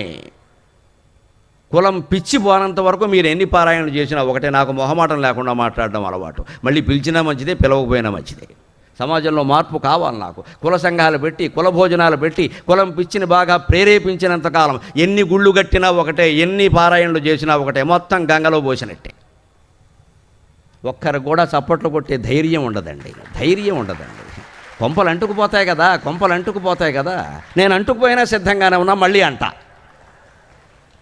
చప్పట్లు కొట్టడానికి కూడా ఏమో ఏమో ఏమో ఏమో ఎందుకు వచ్చింది, మన కులం వాళ్ళు మనం వెళ్ళేస్తే వీనియమ్మా వేని శారదామాత పాదాల దగ్గర కూర్చున్నాం. దిక్కుమాలిన కులాలు మనకు అక్కర్లేదు. ఇక్కడ మొత్తం రాజకీయాలు దీనివల్లే పాడయ్యాయి. కులం విడిచిపెడితే తప్ప, ప్రాంతం విడిచిపెడితే తప్ప, స్త్రీ పురుష భేదం విడిచిపెడితే తప్ప ఆత్మజ్ఞానం పొందే అవకాశం లేదండి. ఆత్మజ్ఞానం కావాలా, ఈ అడ్డగోలు కులాలు కావాలా, తేల్చుకోండి ఖచ్చితంగా. అది తేల్చుకునే వరకు రాష్ట్రం బాగుపడదు, దేశం బాగుపడదు. అన్ని అభిమానాలు వదిలేయవలసిందే. మనం చూడాల్సింది ధర్మం అధర్మం, మంచి చెడ్డ, జ్ఞానం అజ్ఞానం. పీక తెగ్గోసిన గరికిపాటి ఈ మాటే మాట్లాడతాడు ఏ వేదిక మీదైనా సరే. నేను సాంస్కృతిక సైనికుడినమ్మా, శారదాదేవి పాదాల సాక్షిగా, నా భార్య శారద సాక్షిగా చెబుతున్నాను. నేను సాంస్కృతిక సైనికుడిని. I'm a cultural soldier. నా ప్రతి మాట ఒక తోట అని నాకు తెలుసు. ఆ తోట నా గుండెల్ని పేరుస్తుందని కూడా నాకు తెలుసు. నేను సిద్ధంగా ఉన్నా. శాశ్వతంగా మిగిలిపోవాలి చరిత్రలో. ఈ యథవ శరీరంతో మిగలడం కాదు ఇక్కడ. నేను ఒక సైనికుడిని పెళ్లి చేసుకున్నామని నా భార్యకి మంగళసూత్రం కట్టినాడే చెప్పా. సైనికుడిని పెళ్లి చేసుకున్నా, బీ రెడీ ఫర్ ఎనీథింగ్. భగవంతుడు మమ్మల్ని ఇంతకాలం కాపాడడమే ఆశ్చర్యంగా ఉంది. అదే లలితాదేవి కృప. ఎవ్వడు ఏం చేయలేడు. సత్యం మాట్లాడుతున్నాం మనం. ఎక్కడ చచ్చినట్టు సమాజం సత్యానికి తల వంచాల్సిందే. సత్యం సమాజానికి తల వంచదు. ఎప్పటికైనా ఈ సత్యం దారికి రావాల్సిందే. అందరూ కూడా కుళ్ళు మార్గంలోకి మనం వెళ్ళమంటే మంచి మార్గంలోకి వాళ్ళు రావాల్సిందే. లేకపోతే ఎందుకు ఈ ప్రవచనాలన్నీ, ఎందుకు ఈ ఆత్మజ్ఞాన బోధంతా, ఎందుకు 30 లక్షలు 40 లక్షలు ఖర్చు పెడుతున్నట్టు ఇక్కడ నాకు ఆశ్చర్యంగా ఉంది. సన్యాసులకి ఈ తాపత్రయం ఏమిట్రా బాబాని. ఎక్కడి నుంచి పోగేయాలి ఇదంతా? ఆ ఇచ్చిన వాళ్ళకి ఎంతంత గౌరవాలు చేయాలి. ఇదంతా దేనికండి? వారికి ఎందుకమ్మా? సర్వసంగ పరిత్యాగులకి. మనలో మార్పు కోసం. మనం ఎప్పటికీ ఇన్ని వింటాం, మన కులానికే ఓటేస్తాం. నమశివాయ. ధర్మానికి ఓటేయం, జ్ఞానానికి ఓటేయం, మన కులానికి ఓటేస్తాం. మనం ఎన్ని వచ్చిన అమృతాలు విన్నా ఒకటే. మన లోపల ఉన్నది ఆమోదం. అమృతం ఏం చేస్తుంది ఇక్కడ? అమృతం పోయి ఆమోదంలో కలిసింది. అందులో మార్పు రావాలి. ధర్మానికి ఓటేయాలి, జ్ఞానానికి ఓటేయాలి. అందుకని కులానికి ఓటేయడం ఏంటి? లేకపోతే ఏ దేశాన్ని మనం రక్షించుకోలేము ఇక్కడ. వీటి ప్రయోజనమే ఇది. వివేకానందుడు ఆశించింది ఉక్కు నరాలు, ఇనప కండరాలు మనుషులైనా డబ్బులు తీసుకుని ఓట్లు వేసేవాళ్ళని అడగలేదు ఆయన. ఆ సభలకు వస్తున్నామంటే అదే నేర్చుకోవాలి. ఓటేయడానికి ఎవడైనా డబ్బు ఇస్తే మొహమే కొట్టాలి పట్టుకెళ్ళి. సిగ్గు లేదా డబ్బు ఇస్తున్నావా అని. మనం లెక్కలెట్టేస్తాం. మళ్ళీ మధ్యలో లాలాజలం పెట్టి లెక్కెట్టేస్తాం ఇక్కడ నోట్లన్నీ. ఇచ్చేవలేదా నా తరఫున ఉన్నాయి అలా అనించగల. ఎన్ని మాటలు పెట్టినా ఒకటేనమ్మా. వారు అపూర్వ త్యాగాలు చేశారు. వారిని చూస్తే నాకు ఏడుపు వస్తుందమ్మా. సంతోషం కాదు, ఏడుపు వస్తుంది. ఇంత త్యాగం చేస్తున్నారే. భార్య అంటే తెలియదు, స్త్రీ అంటే తెలియదు, బ్రహ్మచారులుగా ఉండి ఇంత త్యాగం చేస్తున్నారే. మనం చేయలేకపోయాము. వాగుతున్నాం కానీ పెళ్లి చేసుకున్నాం, పిల్లల్ని కన్నామే. మనం ఏం చేయలేకపోతున్నాం. వారు బ్రహ్మచర్యం పాటించారు. 60 ఏళ్ళు 70 ఏళ్ళు. నేను ఒక స్వామీజీని చూశానే, 94 ఏళ్ళు ఆ మహానుభావుడికి. 94 ఏళ్ళు. What a life. 94 ఏళ్ళు స్త్రీ స్పర్శ లేకుండా, ఎటువంటి వాంఛలు లేకుండా కేవలం ఆత్మజ్ఞానంతో గడుపుతున్నారంటే అటువంటి వాళ్ళని చూడడం చాలు కదండి. ఇంకేమైనా కావాలా? అంత త్యాగం చేసే మహానుభావులకి మనం ఇవ్వవలసిన తీర్చవలసిన ప్రయోజనం ఏమిటి అంటే, ఇవ్వవలసిన కానుక ఏమిటంటే సత్సమాజం, మంచి సమాజం. అది మీ ఓటు మీద ఆధారపడింది. ధర్మానికి ఓటేస్తాం, జ్ఞానానికి ఓటేస్తాం, డబ్బులు తీసుకుని మేము వెయ్యం అని స్పష్టంగా చెప్పగలగాల. రామకృష్ణ పరమహంస సభలకు మనం హాజరయ్యామంటే ఆ రాజకీయ చైతన్యం వచ్చినాడే దేశమంతా బాగుపడుతుంది. అందుకే దానికి మనోనిగ్రహం ముఖ్యం. అందుకే కామాది షట్కరహితం అన్నారు. అందుకే ధ్యానం చేసేసి ఏదో 4 గంటలు జపం చేశా, 3 గంటలు ధ్యానం చేశా అన్నంత మాత్రాన్ని దైవ దర్శనం కాదయ్యా అని శారదామాత ఏం చెబుతుందంటే, గాలం పట్టుకుని ఎర్రదానికి గుచ్చి ఎప్పుడు 24 గంటలు ఎదురు చూడవలసిందే. ఎప్పుడు భగవత్ సాక్షాత్కారం కలుగుతుందంటే ఎవరు చెబుతారండి? గాలం పట్టుకో, ఎర్రదానికి గుచ్చావా, ఎర్ర ఉండాలి కదా చేప పడాలంటే, మరి ఎర్ర గుచ్చు, గాలం పట్టుకో. చేపలు పట్టే వాళ్ళని గమనించండి, ఎంత శ్రద్ధ, ఎంత ఓపిక ఉంటుందో. ఆ చెరువు దగ్గర కాలువ దగ్గర ఉండి అది వేసి ఇలాగే ఉంటాడు. తపస్సు చేసే ఋషిలా ఉంటాడండి బాబు. ఎందుకంటే వాడు కొంచెం కదిలాడు అంటే గాలం కదులుతుంది, గాలం కదిలితే ఎర్ర కదులుతుంది, చేప పారిపోతుంది. అందుకని కప్పను పట్టుకోవడానికి కన్నల్లోంచి బయటకు వచ్చి పాము ఎలాగైతే ఇలా నిశ్చలంగా ఎదురు చూస్తుందో, అలాగే చేపలు పట్టేవాడు గాలం పట్టి ఎర్రబెట్టి చేప కోసం ఎలా నిశ్చలంగా ఉంటాడు, అలా చెయ్యాలి నువ్వు ధ్యానం అని శారదామాత చెప్పింది. బెంగాల్లో చేపలు బాగా అలవాటు కదా, వచ్చేసింది అలా. అది లెక్క. ప్రతి పని నుంచి మనం నేర్చుకోవచ్చు. అలా గాలం పట్టుకుని ఎరగుచ్చి నువ్వు సిద్ధంగా ఉంటే ఎప్పుడు పడుతుందంటే ఏమో గుండెలు మండిపోవగా అకుంఠిత దీక్షత పంబు చేయగా, గుండెలు మండిపోవగా అకుంఠిత దీక్షత పంబు చేయగా, కొండల నుండి సాగి పలు కోనలు దాటి పొలాలు దాటి పేరెండల మృగ్గువాని పైనెత్తిన వర్షపు జల్లువోలే, పేరెండల మృగ్గువాని పైనెత్తిన వర్షపు జల్లువోలే, బ్రహ్మాండములేలువాని దయ, బ్రహ్మాండములేలువాని దయ అంత హఠాత్తుగా వచ్చి వ్రాలిన వారె వీరలు. ఈ కాషాయంబరధారులందరూ ఆ కటాక్షానికి పాత్రులైనటువంటి వారు, అటువంటి ధ్యానము అటువంటి తపస్సు చేసిన వారు. వారి పక్కన కూర్చుని మీరు వింటున్నారు, నేను చెబుతున్నాను అంటే మన అదృష్టం, జన్మాంతర సుకృతం, అది జన్మాంతర సుకృతం. ఆ తపస్సు అలా చేయాలి. నాకు దేవుడు తప్ప మరేం వద్దు, నాకు దేవుడు తప్ప మరేం వద్దు, ఈ సంపదలు పోని, కుటుంబాలు పోని, సర్వబంధాలు నాశనం అయిపోని, నాకు అమ్మవారు కావాలి. గుండెలు మండిపోవగా అకుంఠిత దీక్షత పంబు చేయగా, గుండెలు మండిపోయేలా సాగాల ఆ తపస్సు.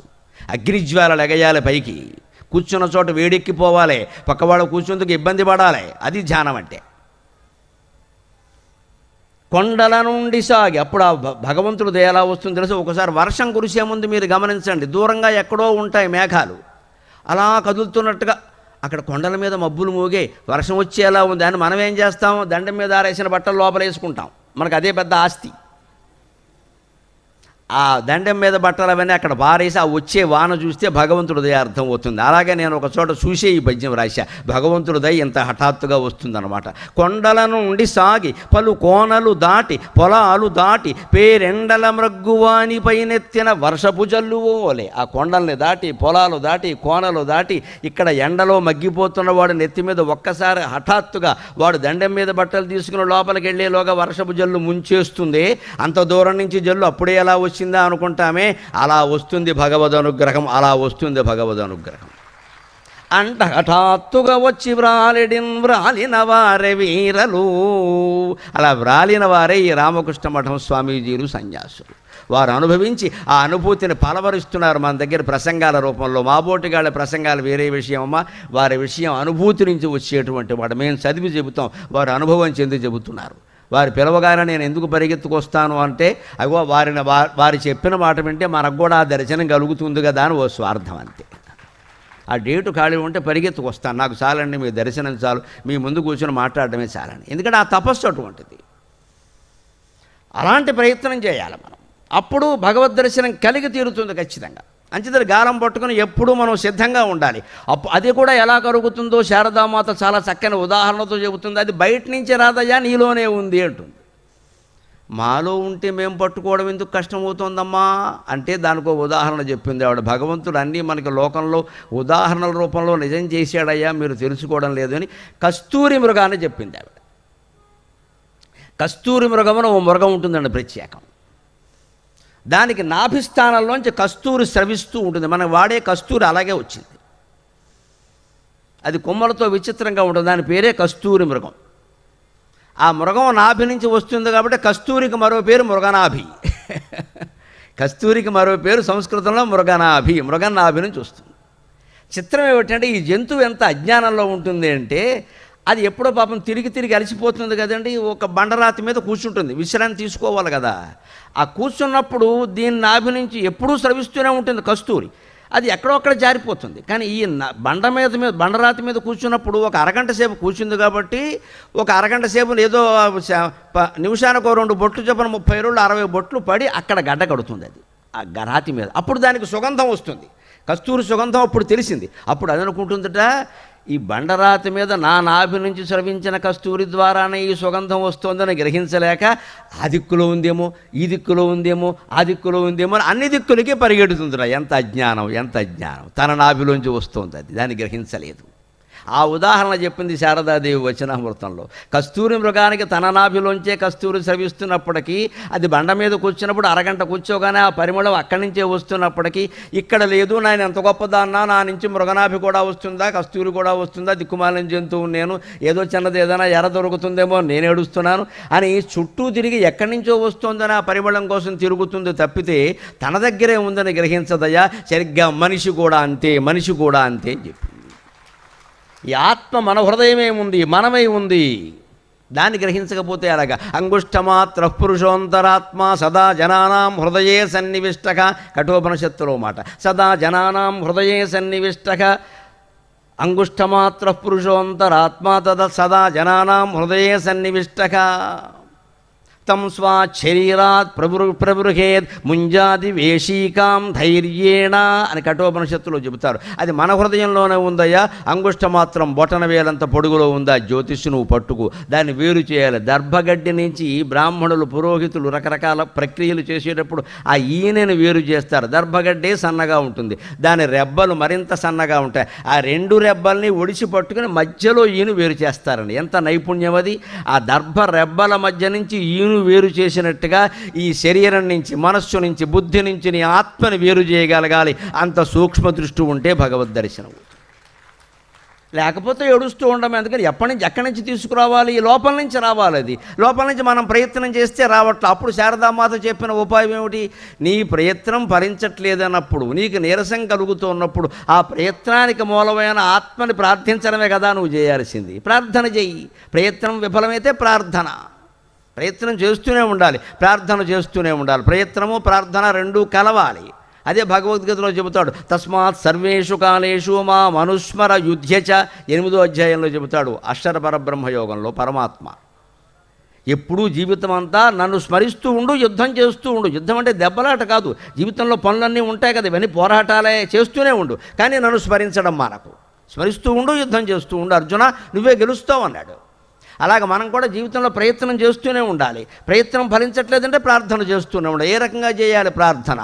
లోపలనేదో నేనని భళుక్కున బయటకు ద్రొల్లుచుండే, లోపలనేదో నేనని భళుక్కున బయటకు దొర్లుచుండే, లోపల ఏదియో అది కురూపము కాదది నేనటంచు దృగ్దీపముగా వచించును. లోపలనేదో నేనని భళుక్కున బయటకు దొర్లుచుండే, లోపల ఏదియో అది కురూపము కాదది నేనటంచు దృగ్దీపముగా వచించును. ఇటు తేలదు సంధియమో త్రిలోచని, ఇటు తేలదు సంధిజమో త్రిలోచని, లోపలి నుండి రమ్ము, లోపలి నుండి రమ్ము, నన్ను లోనికి నైనను గొమ్ము సత్కృపన్. లోపల ఏదో నేను నేను అనగానే స్ఫురిస్తుందమ్మా. దాని పేరు గరికిపాటి నరసింహరావుట. అది మొగాట, దానికో కులం ఉందిట, దానికో ప్రాంతం ఉందిట. ఇది నేనేనా అని అమ్మవారిని అడుగుతూ ఉండగానే లోపల ఇంకోటి, అది కాదు, అది కాదు. ఆత్మకి పేరు ఉండదు, ఆత్మకి రూపం ఉండదు, ఆత్మకి పుంస్తం ఉండదు, ఆత్మకి స్త్రీత్వం ఉండదు, ఆత్మ ఉత్తర దిక్కులో ఉండదు, దక్షిణ దిక్కులో ఉండదు, అన్ని దిక్కులను వ్యాపించింది అదే.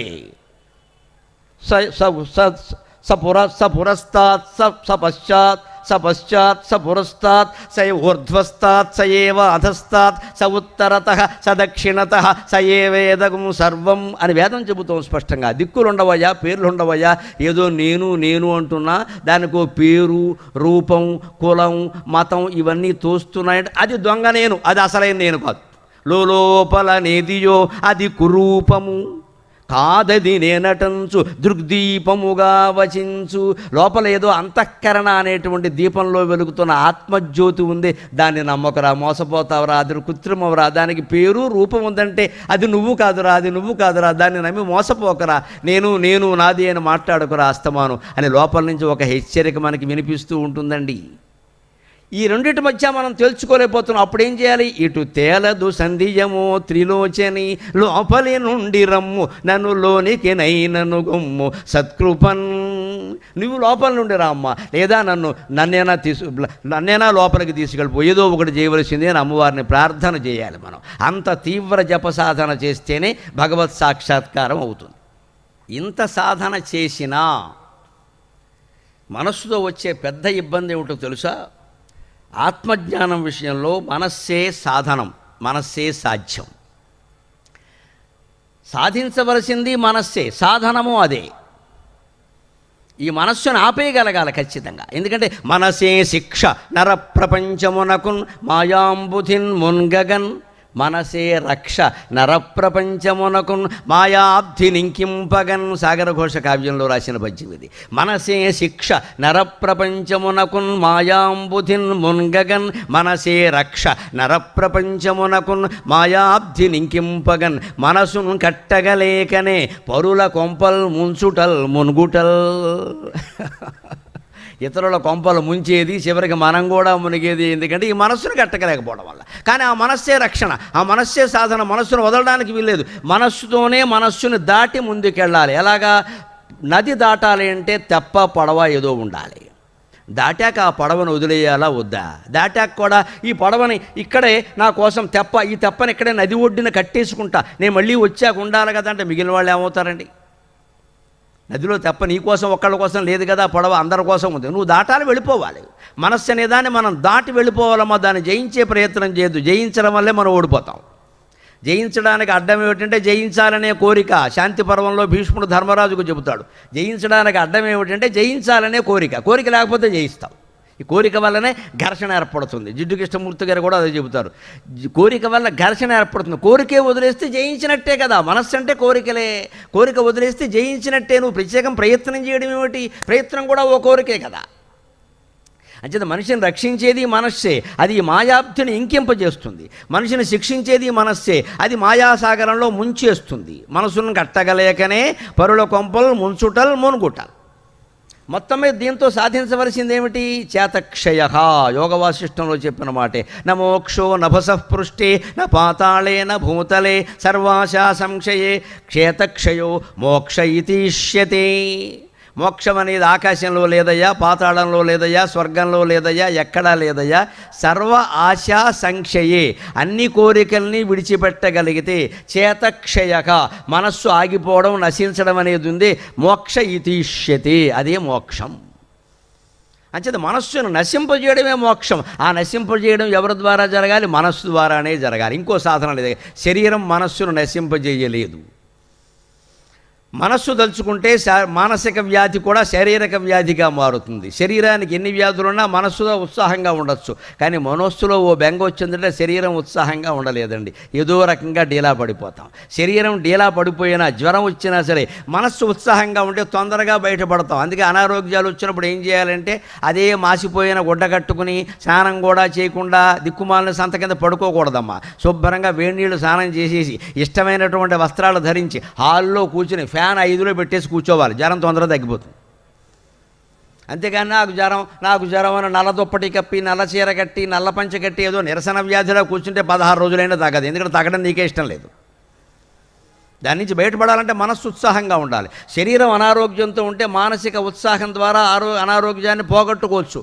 కానీ మనస్సు ఉత్సాహంగా లేకపోతే శరీరం ఎంత ఆరోగ్యంగా ఉన్నా అది పని చెయ్యదు. అంటే మనస్సే ముఖ్యం. చేతక్షయగా, ఆ మనస్సు నశించవలసింది. అంచేది ఏరు దాటి తెప్ప తగలయ్యడం అంటారు. మామూలు మాటల్లో అది తప్పే. ఏరు దాటాక తెప్ప తగలబెట్టకూడదు, ఇంకోళ్ళ కోసం ఉపయోగించాలి. కానీ మన మనస్సు మనకి తప్ప ఇంకోళ్ళకి ఉపయోగపడదు ఇది. అందుకని మనస్సు నుంచి ద్వారా దాటి ఆత్మని జరగానే మనస్సు దగ్ధమైపోవలసిందే. అక్కడ తెప్ప తగలేయవలసిందే ఖచ్చితంగా. తగలేయకపోతే వచ్చే నష్టం ఏమిటో ఇద్దరు మహానుభావుల ద్వారా చెబుతా. ఎంత మహానుభావులో, చరిత్రలో బాగా విష్ణు భక్తులుగా పేరొందారు. కానీ ఇద్దరూ విష్ణువుతోనే దెబ్బలాడారు. ఆశ్చర్యంగా ఉంటుంది మనస్సును తగలబెట్టకపోవడం వల్ల. ఒకరు ప్రహ్లాదుడు. భాగవతం నిండా ప్రహ్లాదుడే కదా. మందార మకరంద మాధుర్యములు దేల్చిన వాడు ప్రహ్లాదుడే కదా. అది 12 ఏళ్ల వయస్సు వరకేనండి. తర్వాత ప్రహ్లాద చరిత్ర చదివితే సెకండ్ పార్ట్ విచిత్రంగా ఉంటుందండి. దేవీ భాగవతం చదివినా, భారతం చదివినా, దత్తాత్రేయ చరిత్ర చదివినా ప్రహ్లాదుల కథ వేరుగా ఉంటుందండి. ఆయనే స్వయంగా నరనారాయణులు అనే ఋషులు తపస్సు చేసుకుంటుంటే నా రాజ్యంలో నా అనుమతి లేకుండా తపస్సు చేస్తారని వాళ్ళతో యుద్ధం చేశాడండి. ఈయన ప్రహ్లాదుడు అంటే మనం నమ్మలేము. నరనారాయణుడు. ఆ నరనారాయణులే నిజానికి వాళ్ళేమో సామాన్యులు కాదు. ఆ నరనారాయణుడు శివకేశవులే నరనారాయణులు. ఆ మొదటి జన్మలో నరనారాయణులు. తర్వాత వాళ్లే రామాంజనేయులు. తర్వాత వాళ్లే ఈ యుగంలో రామకృష్ణ పరమహంస, వివేకానందులు. వరస జన్మలు ఇవన్నీ. వాళ్ళు మళ్ళీ జన్మలు ఎత్తుతారు. అందుకే పరమహంస వచ్చేటప్పుడే ఒక సప్తర్షి మండలానికి వెళ్ళి నువ్వు నాతో వస్తావా రావా అని అగ్రిమెంట్ చేసుకుని వచ్చాడు. ఆయన ఊరికే రాలేదు. ఎక్కడ జీవిత చరిత్ర చదవండి. నువ్వు వస్తానంటేనే నేను వస్తాను, నువ్వు ముందెళ్ళు నేను వస్తా అన్నాడు. అందుకే వచ్చాడు ఆయన. అది నరనారాయణులు, వాళ్ళే శివకేశవులు, వాళ్ళే రామాంజనేయులు, వాళ్ళే కృష్ణార్జునులు, వాళ్ళే రామకృష్ణ వివేకానందులు. ఇన్ని యుగాలుగా ఎందుకు జన్మలెత్తుతారంటే భగవంతుడు చేసిన ప్రతిజ్ఞ సంభవామ యుగే యుగే. మీరు అజ్ఞానంలో ఉన్నారు, మిమ్మల్ని బయటపడే కోసం మళ్ళీ వస్తాం, ఏం చేయమంటాం, మీరు బయటపడండి, మేము రావక్కల మళ్ళీ వస్తారు, తప్పదు. అందుకని ఇంత ప్రహ్లాదుడు అజ్ఞానంలో పడ్డాడు. మీరు గ్రంథాలు ఏవి చదివినా అర్థం, నరనారాయణులతో యుద్ధం చేశాడు. నా రాజ్యం నా అనుమతి లేకుండా తపస్సు చేయడానికి అనుమతి ఏమిటండి, ఏమైనా ఆక్రమించారా ఏమిటి? యుద్ధం చేశాడు, పెద్ద యుద్ధం. మళ్ళీ విష్ణుమూర్తి స్వయంగా ప్రత్యక్షమై ఏమిటయ్యా అజ్ఞానంలో ఉన్నామని బయటపడేయాల్సి వచ్చింది. అదే నరనారాయణ దగ్గర ఉపదేశం పొంది వెళ్ళాడు, దత్తాత్రేయుడి దగ్గర ఉపదేశం పొంది వెళ్ళాడు. ఇంకో పెద్ద మనిషి బలిచక్రవర్తి, ఏం సామాన్యుడా? వామన చరిత్ర అంతా బలిదే కదా, ఆయన పాదం పెట్టాడు కదా, ఆయన అజ్ఞానం పోయింది కదా, మరి ఖచ్చితంగా మరి పోవాలి కదా. పాతాళంలో విష్ణుమూర్తి కాపలా కాశాడు కదా. లేదండి, ఈ బలిచక్రవర్తి కొడుకు బాణాసురుడు కుమార్తె ఉష అనిరుద్ధుణ్ణి ప్రేమించింది. ఈ ప్రేమ వివాహాలు ఎఫ్ఐఆర్లు అప్పటి నుంచి ఉన్నాయి సంత. ఎప్పుడు గొడవలే ఇవన్నీ సృష్టి ప్రారంభం నుంచి. ఉష బాణాసురుని కుమార్తె, ఈ ఉష అనిరుద్ధుడిని ప్రేమించింది. అనిరుద్ధుడెవడు? శ్రీకృష్ణుడికి మనవడు. ఈయన బాణాసురుడు నేను ఇవ్వనన్నాడు, శ్రీకృష్ణుడికి నాకు పడదు, నేను శివభక్తుడిని, నేను ఇవ్వనన్నాడు. శివుడు వరం వల్ల వాడికి 1000 చేతులు వచ్చాయి. శివుడు వాడికి ద్వారపాలకుడు, ఇదో కర్మ. వరమిచ్చిన పాపానికి ఇదో కర్మ. దీన్ని శారదామాత చాలా చక్కగా చెప్పిందండి, నాకు సమయానికి గుర్తుంది. సేవాపరాధం అంది ఆవిడ. కొంతమంది శిష్యులు ఎలా ఉంటారు అంటే గురువుకి సేవ చేసి ఒక అహంకారం పట్టుకుంటుంది. నా చేత తప్పితే ఎవరు ఆయన చేయించుకోరండి. నమశివాయ, నువ్వు పాడయ్యావు, ఆయన పాడు చేసావు. ఈ మాట మాట్లాడకూడదండి ఎవరి దగ్గర, అసలు శిష్యుడి నోట రాకూడదు. ఏమిటో స్వామీజీ నన్నే నమ్ముతారండి, ఇంతకంటే తప్పు మాట ఇంకోటి లేదు. నేను నమ్ముతారని నువ్వు అనుకుంటున్నావు, నీ మీద కూడా నిఘా ఉంది, నువ్వు గమనించట్లే. మనం వాళ్ళ స్థాయికి ఎదగమమ్మా. నాకు బాధ ఎక్కడంటే స్వామీజీల స్థాయికి మనం ఎదగం, మన స్థాయికి వారిని దిగజారుస్తాం. అందులో మనం చాలా ప్రబుద్ధులు. నేను చాలా క్లోజ్ అండి, క్లోజ్లో తీసే లూజే. నేను పిలిస్తే స్వామీజీ ఎక్కడికైనా వచ్చేస్తారండి, ఆ మాట ప్రచారం చేయడం తప్పు, ఆయన అలా ఉండడం తప్పు, నువ్వు బయటికి చెప్పడం మరింత తప్పు. ఆయన పరువు తీసేసావు. ఎక్కడ పడితే అక్కడికి వచ్చేవాడు సన్యాసి ఎలా అవుతాడే? నువ్వు ఎందుకు చెబుతున్నావు? గర్వం. దీన్ని సేవాహంకారం ఉంది ఆవిడ. పుస్తకం చూసుకోండి, వచనామృతంలో సేవాపరాధం. సేవకులు కొంతమంది ఎలా ఉంటారు, ఎక్కువ మంది జారనీయకండి అని చెప్పింది శిష్యులకి. ఎక్కువ మందిని జారనీయకండి, ఎవడైనా దగ్గర అవుతుంటే దూరం చేసేయండి, కావాలని తిట్టి దూరం చేసేయండి, మళ్ళీ రావద్దు.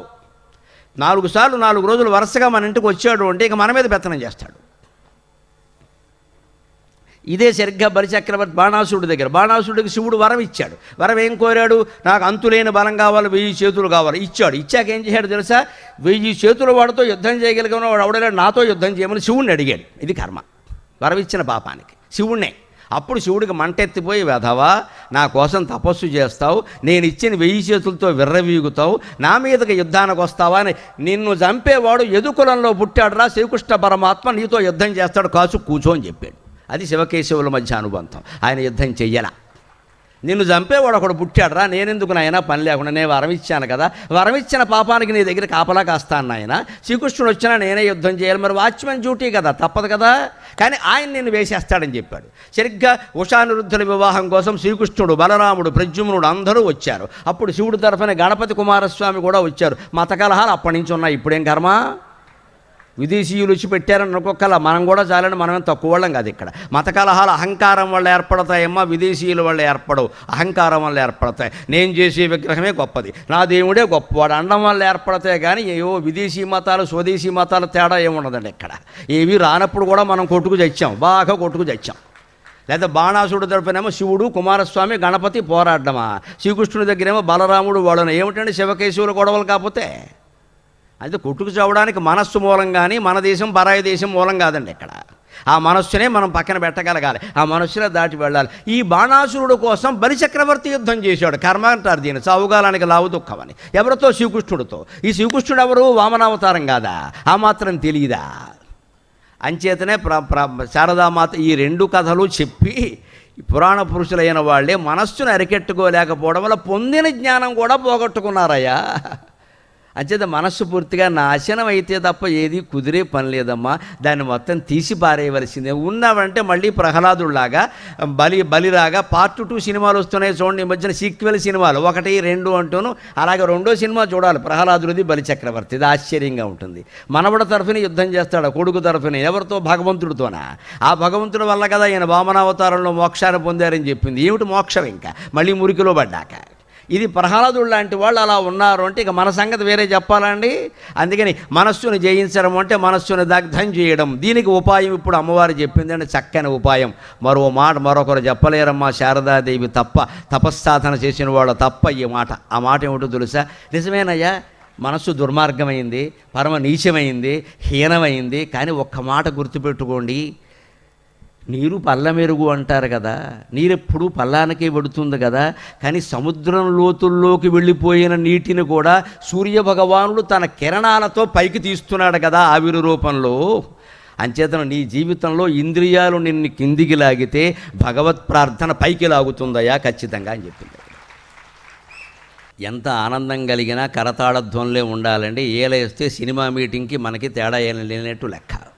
ఇది రామకృష్ణ మఠం. కొన్ని మర్యాదలు పాటిద్దాం. మీకు ఎంత ఆనందం కలిగినా చేతులు విరిగిపోయేలా కొట్టండి, అభ్యంతరం లేదు. నా చేతులు కాదు, మీ చేతులు. ఏలలేయకూడదండి, మంచి సంప్రదాయం కాదు.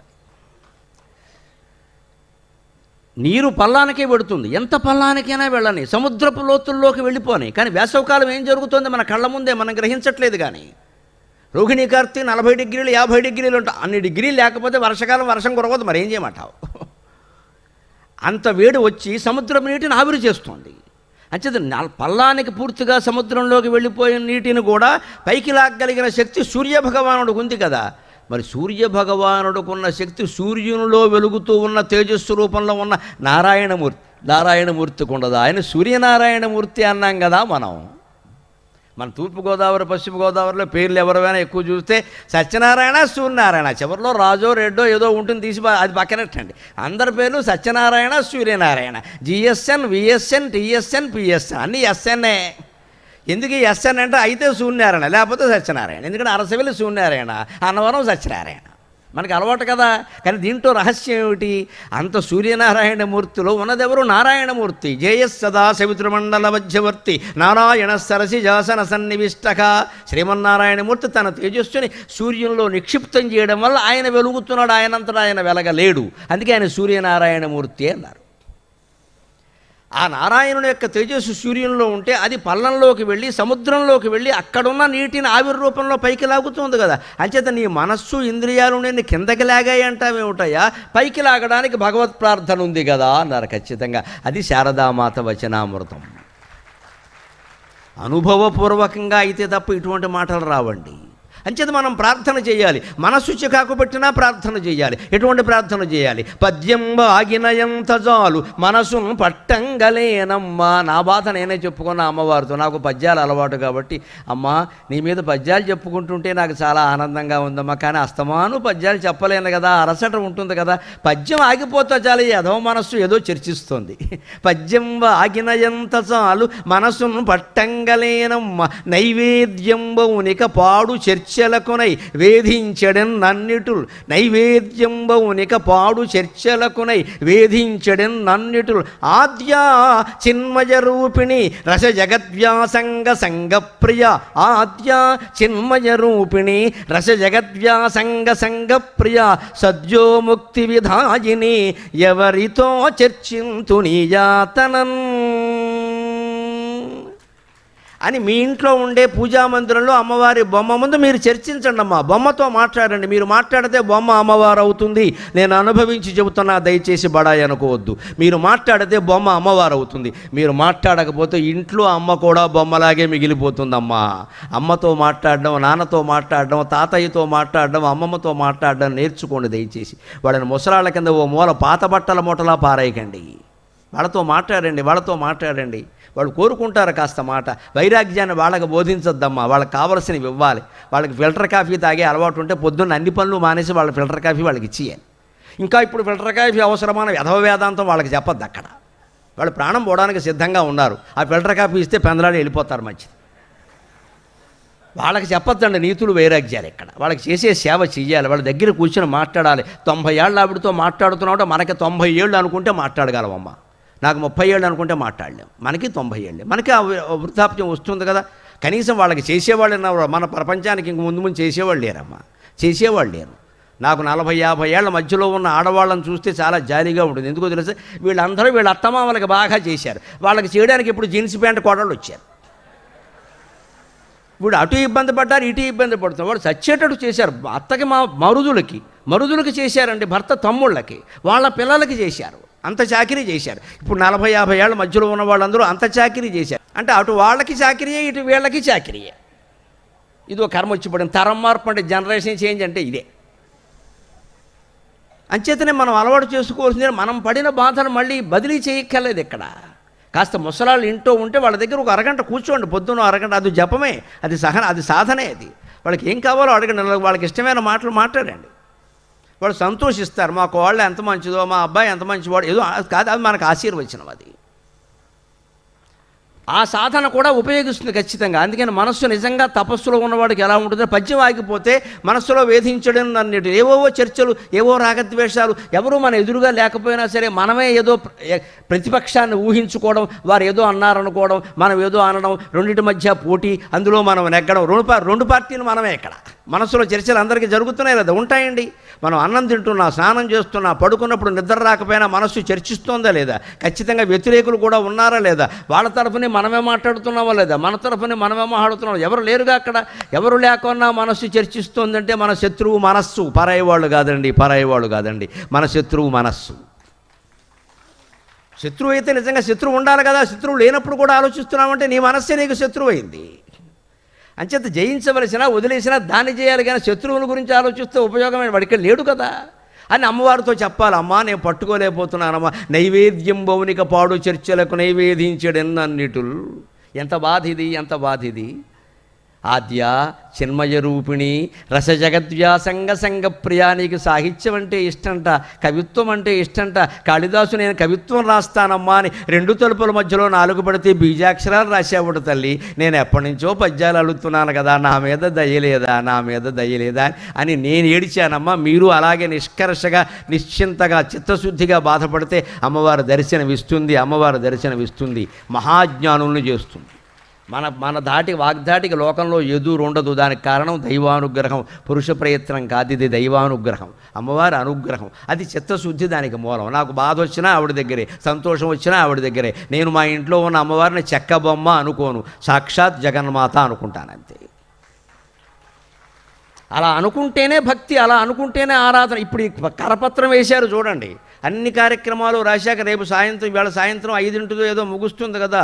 ఆ చివరి ఏమి రాశారు, విశ్వాసమే మూలం, విశ్వాసమే సాక్షాత్కారం కలిగిస్తుంది, విశ్వాసమే అన్నింటినీ సాధిస్తుంది. విశ్వాసం ఉందంటే నువ్వు విజయం సాధించినట్టే అని రాశారు. అంచేత మీ ఇంట్లో పూజామందిరం దేవాలయం, ఉన్న విగ్రహాలన్నీ దేవతలే, అవి కేవలం బొమ్మలు కాదు. అది గుర్తుపెట్టుకోండి.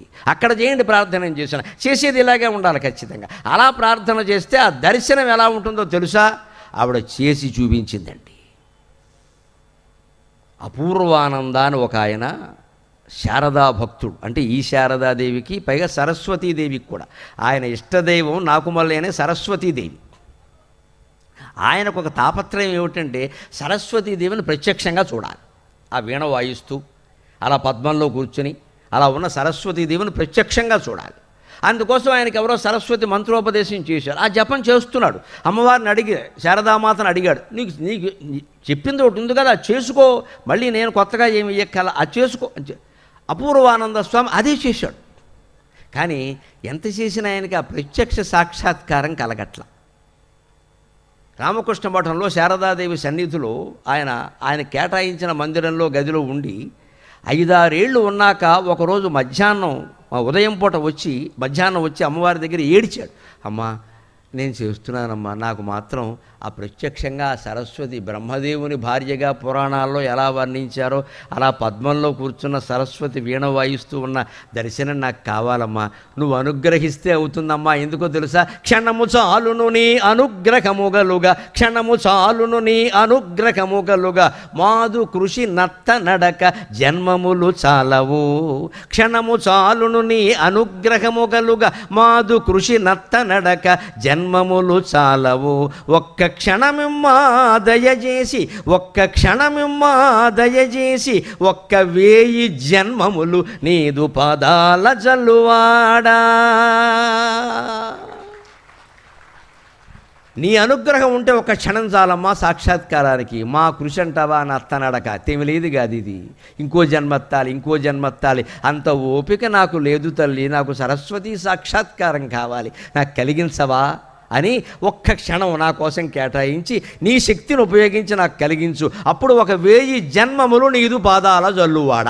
భగవత్ సాక్షాత్కారం అయితే ఇక జన్మలు ఉండవు కదా, అంటే 1000 జన్మలు వదిలిపోయినట్టే. నిన్న చెప్పుకున్నాం కదా సురత మహారాజు కథలో 1000 మేకలను ఆయన చంపితే 1000 మేకలు కలిసి ఒకసారి చంపగానే మొత్తం పాపం పోయింది. 1000 జన్మలు ఎత్తక్కల. అంచేది అమ్మవారి దయ ఉంటే అటువంటిది మనకు కలుగుతుంది, ఒక సౌకర్యం అన్నమాట.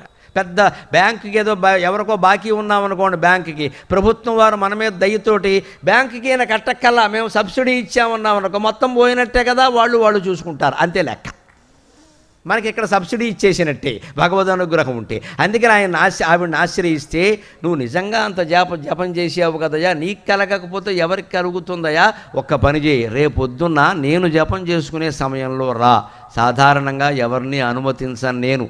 అపూర్వానంద, నీకు మాత్రం అవకాశం ఇస్తున్నా, బిడ్డడగా విలపిస్తున్నావు. నీకు ఒక సాక్షాత్కారం అయిందనుకో ఇక పూర్తిగా అంకితం అయిపోతావు సేవాభావంతో. అందుకని నీకు నేను అవకాశం ఇస్తున్నాను. సరిగ్గా రామకృష్ణ పరమహంస కుడికాలి బొటన వేలు తాకించి వివేకానంద స్వామికి ఎటువంటి ఆత్మసాక్షాత్కారాన్ని 12 ఏళ్ల వయస్సులో ఒక్క క్షణంలో కలిగించాలో అలాగ ప్రత్యక్ష సరస్వతి దర్శనాన్ని అపూర్వానంద స్వామికి శారదామాత ఒక్క క్షణంలో కలిగించిందండి, ఒక్క క్షణంలో కలిగించింది.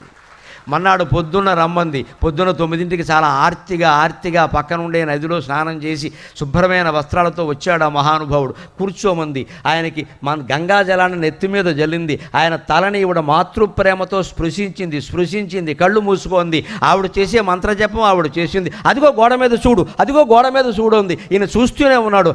ఎంత ఆశ్చర్యమో ఈ దేవి నెమ్మోము కనినంత సిరులెల్ల కనగరావు. ఆ ఆశ్చర్యంలో ఆయన వచనంలో ఉన్న ఆయన భావాల్ని నేను పద్యంలో పెట్టి మీకు వినిపిస్తున్నా.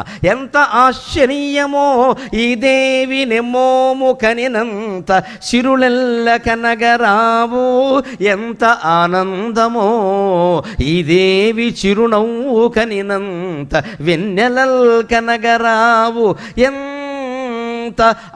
ఎంత వైవిధ్యమో ఈ దేవి సొమ్ములు కనినంత భేదముల్ కనగరావు. ఎంత వైవిధ్యమో ఈ దేవి సొమ్ములు కనినంత భేదముల్ కనగరావు. ఎంత అద్వైతమో ఈ దేవి రూపము గనినంత దీపము గనగరాదు. పదము కనినంత కనవచ్చు పదపయోధి, పదము కనినంత కనవచ్చు పదపయోధి, వీణ వినినంత వినవచ్చు వేదఘోష. పదము కనినంత కనవచ్చు పదపయోధి, వీణ వినినంత వినవచ్చు వేదఘోష. ఏమి అనవచ్చు కనవచ్చు ఎంత చెప్పవచ్చు శారదాదేవి పావనత గూర్చి.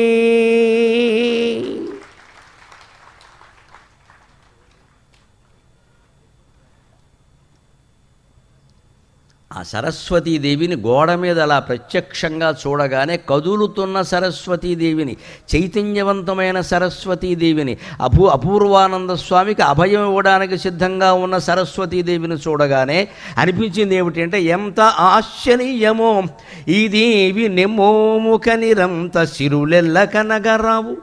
ఈ అమ్మవారి ముఖం చూసిన తర్వాత ఇక లోకంలో సంపదల్ని చూడాలని ఎవరికైనా అనిపిస్తుందా? ఎంత ఆనందమో ఈ దేవి చిరునవ్వు కనినంత వెన్నెలల్ కనగరావు. ఈ అమ్మవారి నవ్వు చూసిన తర్వాత ఇంకా లోకంలో ఉండే వెన్నెలను మళ్ళీ చూడగలవా? వెన్నెల ఎంత అందంగా ఉంటుందా? అంత వెన్నెలని ప్రసాదించేటువంటి చంద్రుడి ముఖంలో మచ్చ ఉంది, మా అమ్మవారి ముఖంలో మచ్చ లేదే. మచ్చలేని చందమామ కదా, ఎంత అదృష్టం, ఎంత వైవిధ్యమో ఈ దేవి సొమ్ములు కనినంత భేదముల్ గనగరావు. ఆభరణాలు ధరించేవారెవరైనా, ధరించిన వాళ్ళని చూసేవాళ్ళైనా సిగ్గుపడకండి, తప్పేం లేదు. ఆభరణాలు ధరించడం, ఉన్నవి ధరించాలి, లేనివి కోరుకోవద్దు, అదే వైరాగ్యం. ఉన్న వదిలేయడం కాదు, ఉన్నవి ధరించాలి. మొత్తం ఏదో ఆభరణాలు ధరిస్తేనే బాగుంటుందమ్మా. ఎందుకు శుభ్రంగా చేయించుకున్నారు, డబ్బులెట్టి హాయిగా పెట్టుకోండి. ఎవడైనా పట్టుకుపోయాడు అనుకో, నమ శివాయ అనుకోండి, అంతే. అదే వైరాగ్యం. పట్టుకుపోతే మళ్ళీ దాని గురించి తాపత్రయపడ్డాం. మా ఆయన అప్పుడు చేయించారు, ఇది మా అత్తగారిని, ఎంత నుంచి వచ్చినా పోయిందేనమ్మా. అత్తగారి నుంచి వచ్చినా చెత్తగారి నుంచి వచ్చినా చేసేదేం లేదు ఇక్కడ. ఆభరణాలు ఉన్నవి ధరించాలి, బట్టలు ఉన్నవన్నీ కట్టేసుకోవాలి, వెండి కంచాలు ఉన్నవన్నీ పెట్టుకుని తినేయాలి. ఎవరన్నా పట్టుకుపోతే ఇంకా యోగం లేదని వదిలేయాలి, మళ్ళీ ఆడవద్దు. ఎవడో పట్టుకుపోతాడని పెట్టుకోవడం మానేసేవనుకో, నువ్వే పట్టుకుపోయావో పెట్టుకోవట్లా. ఇంతకంటే అజ్ఞానులు ఎవరు ఉండరు. ఆభరణాలు ఉన్నది సేఫ్ డిపాజిట్ లాకర్లో పెట్టుకోవడానికి కాదు, ఒంటి మీద పెట్టుకోవడానికి. అనుభవించవలసిన కాలం అనుభవించేస్తే తర్వాత వైరాగ్యం అప్రయత్నంగా కలుగుతుంది. శారదామాత కూడా చెప్పింది ఆ మాట. ఇంటికి వచ్చిన మఠానికి వచ్చిన వాళ్ళకి మీరు చూడండి, పరిపూర్ణంగా భోజనాలు పెడతారమ్మా. ఇక్కడ నా పోటీ జిహ్వచాపల్యం కలిగిన వాడు రామకృష్ణ మఠానికి రావడంలో ఇది కూడా ఉంది. ఏమీ లోటు లేకుండా పెడతారు. అందులో నాకు స్వీట్లు అంటే చాలా ఇష్టం, ఎందుకంటే పరమహంస కూడా ఇష్టం. ఆ విషయంలో పరమహంస నేను ఒకటే. అందుకని భక్తులు నైవేద్యం కోసం తెచ్చిన స్వీట్లు 5-6 స్వీట్లు పట్టుకొచ్చి భోజనంలో వేస్తారు. అందులో నా పూటే బ్రాహ్మడు ఒక్కపోటే భోజనం నాకు. కాస్త నేను వాటితో కలిపి లాగించి సుఖంగా ఉంటాను. నేను నాకేం షుగరు బీపీ రాలా, ఆయన చూసుకుంటున్నాడు అవన్నీ, నాకేం ఇబ్బంది లేదు.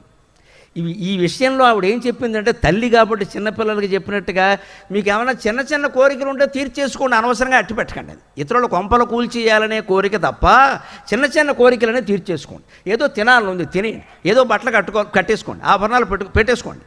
దీనివల్ల ఎవరికీ నష్టం లేదు కదా. మనం ఉన్నది మనం పెట్టుకుంటున్నామమ్మా.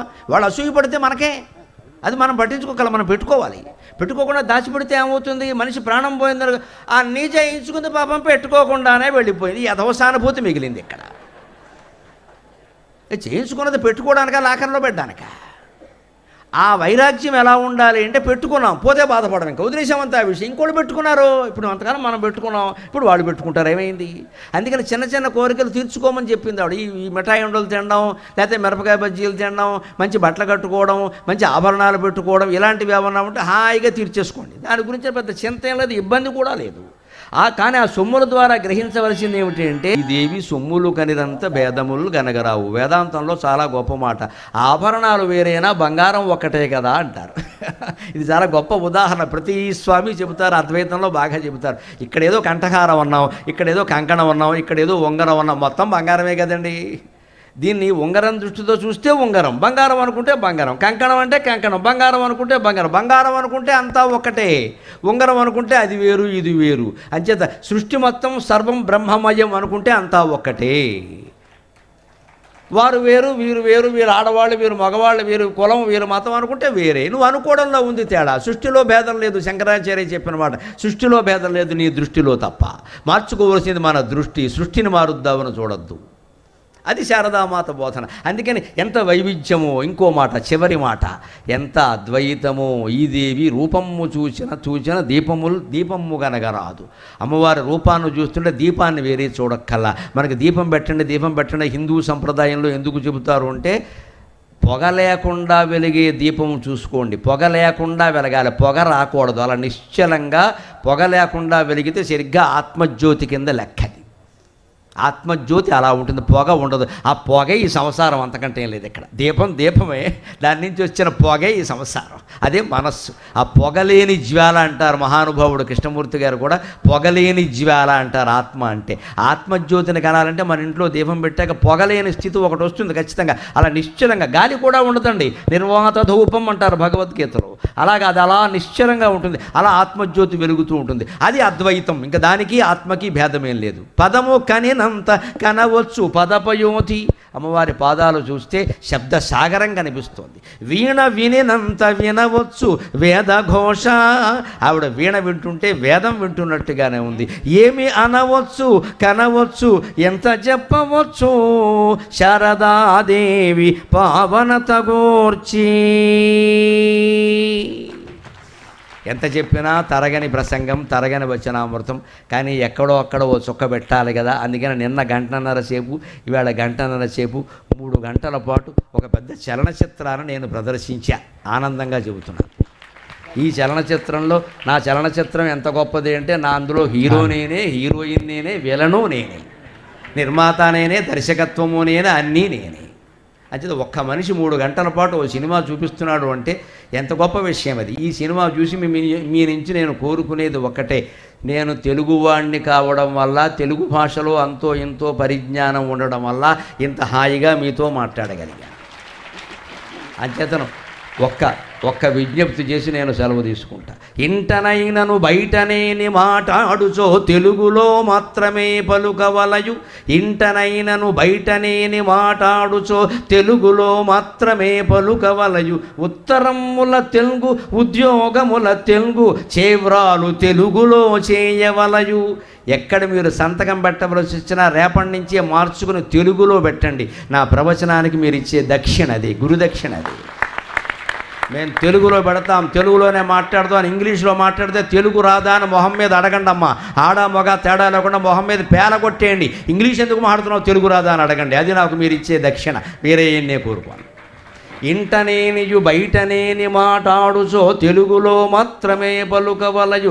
ఉత్తరముల తెలుగు ఉద్యోగముల తెలుగు చేవ్రాలు తెలుగులో చేయవలయు.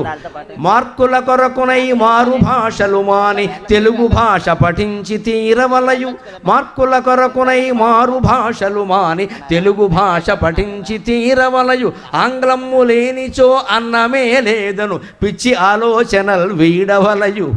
ఆంగ్లము లేనిచో అన్నమే లేదను పిచ్చి ఆలోచనలు వీడవలయు. తల్లి తెలుగు తల్లి భరతధాత్రి పొంగి. తల్లి తెలుగు తల్లి భరతధాత్రి పొంగ.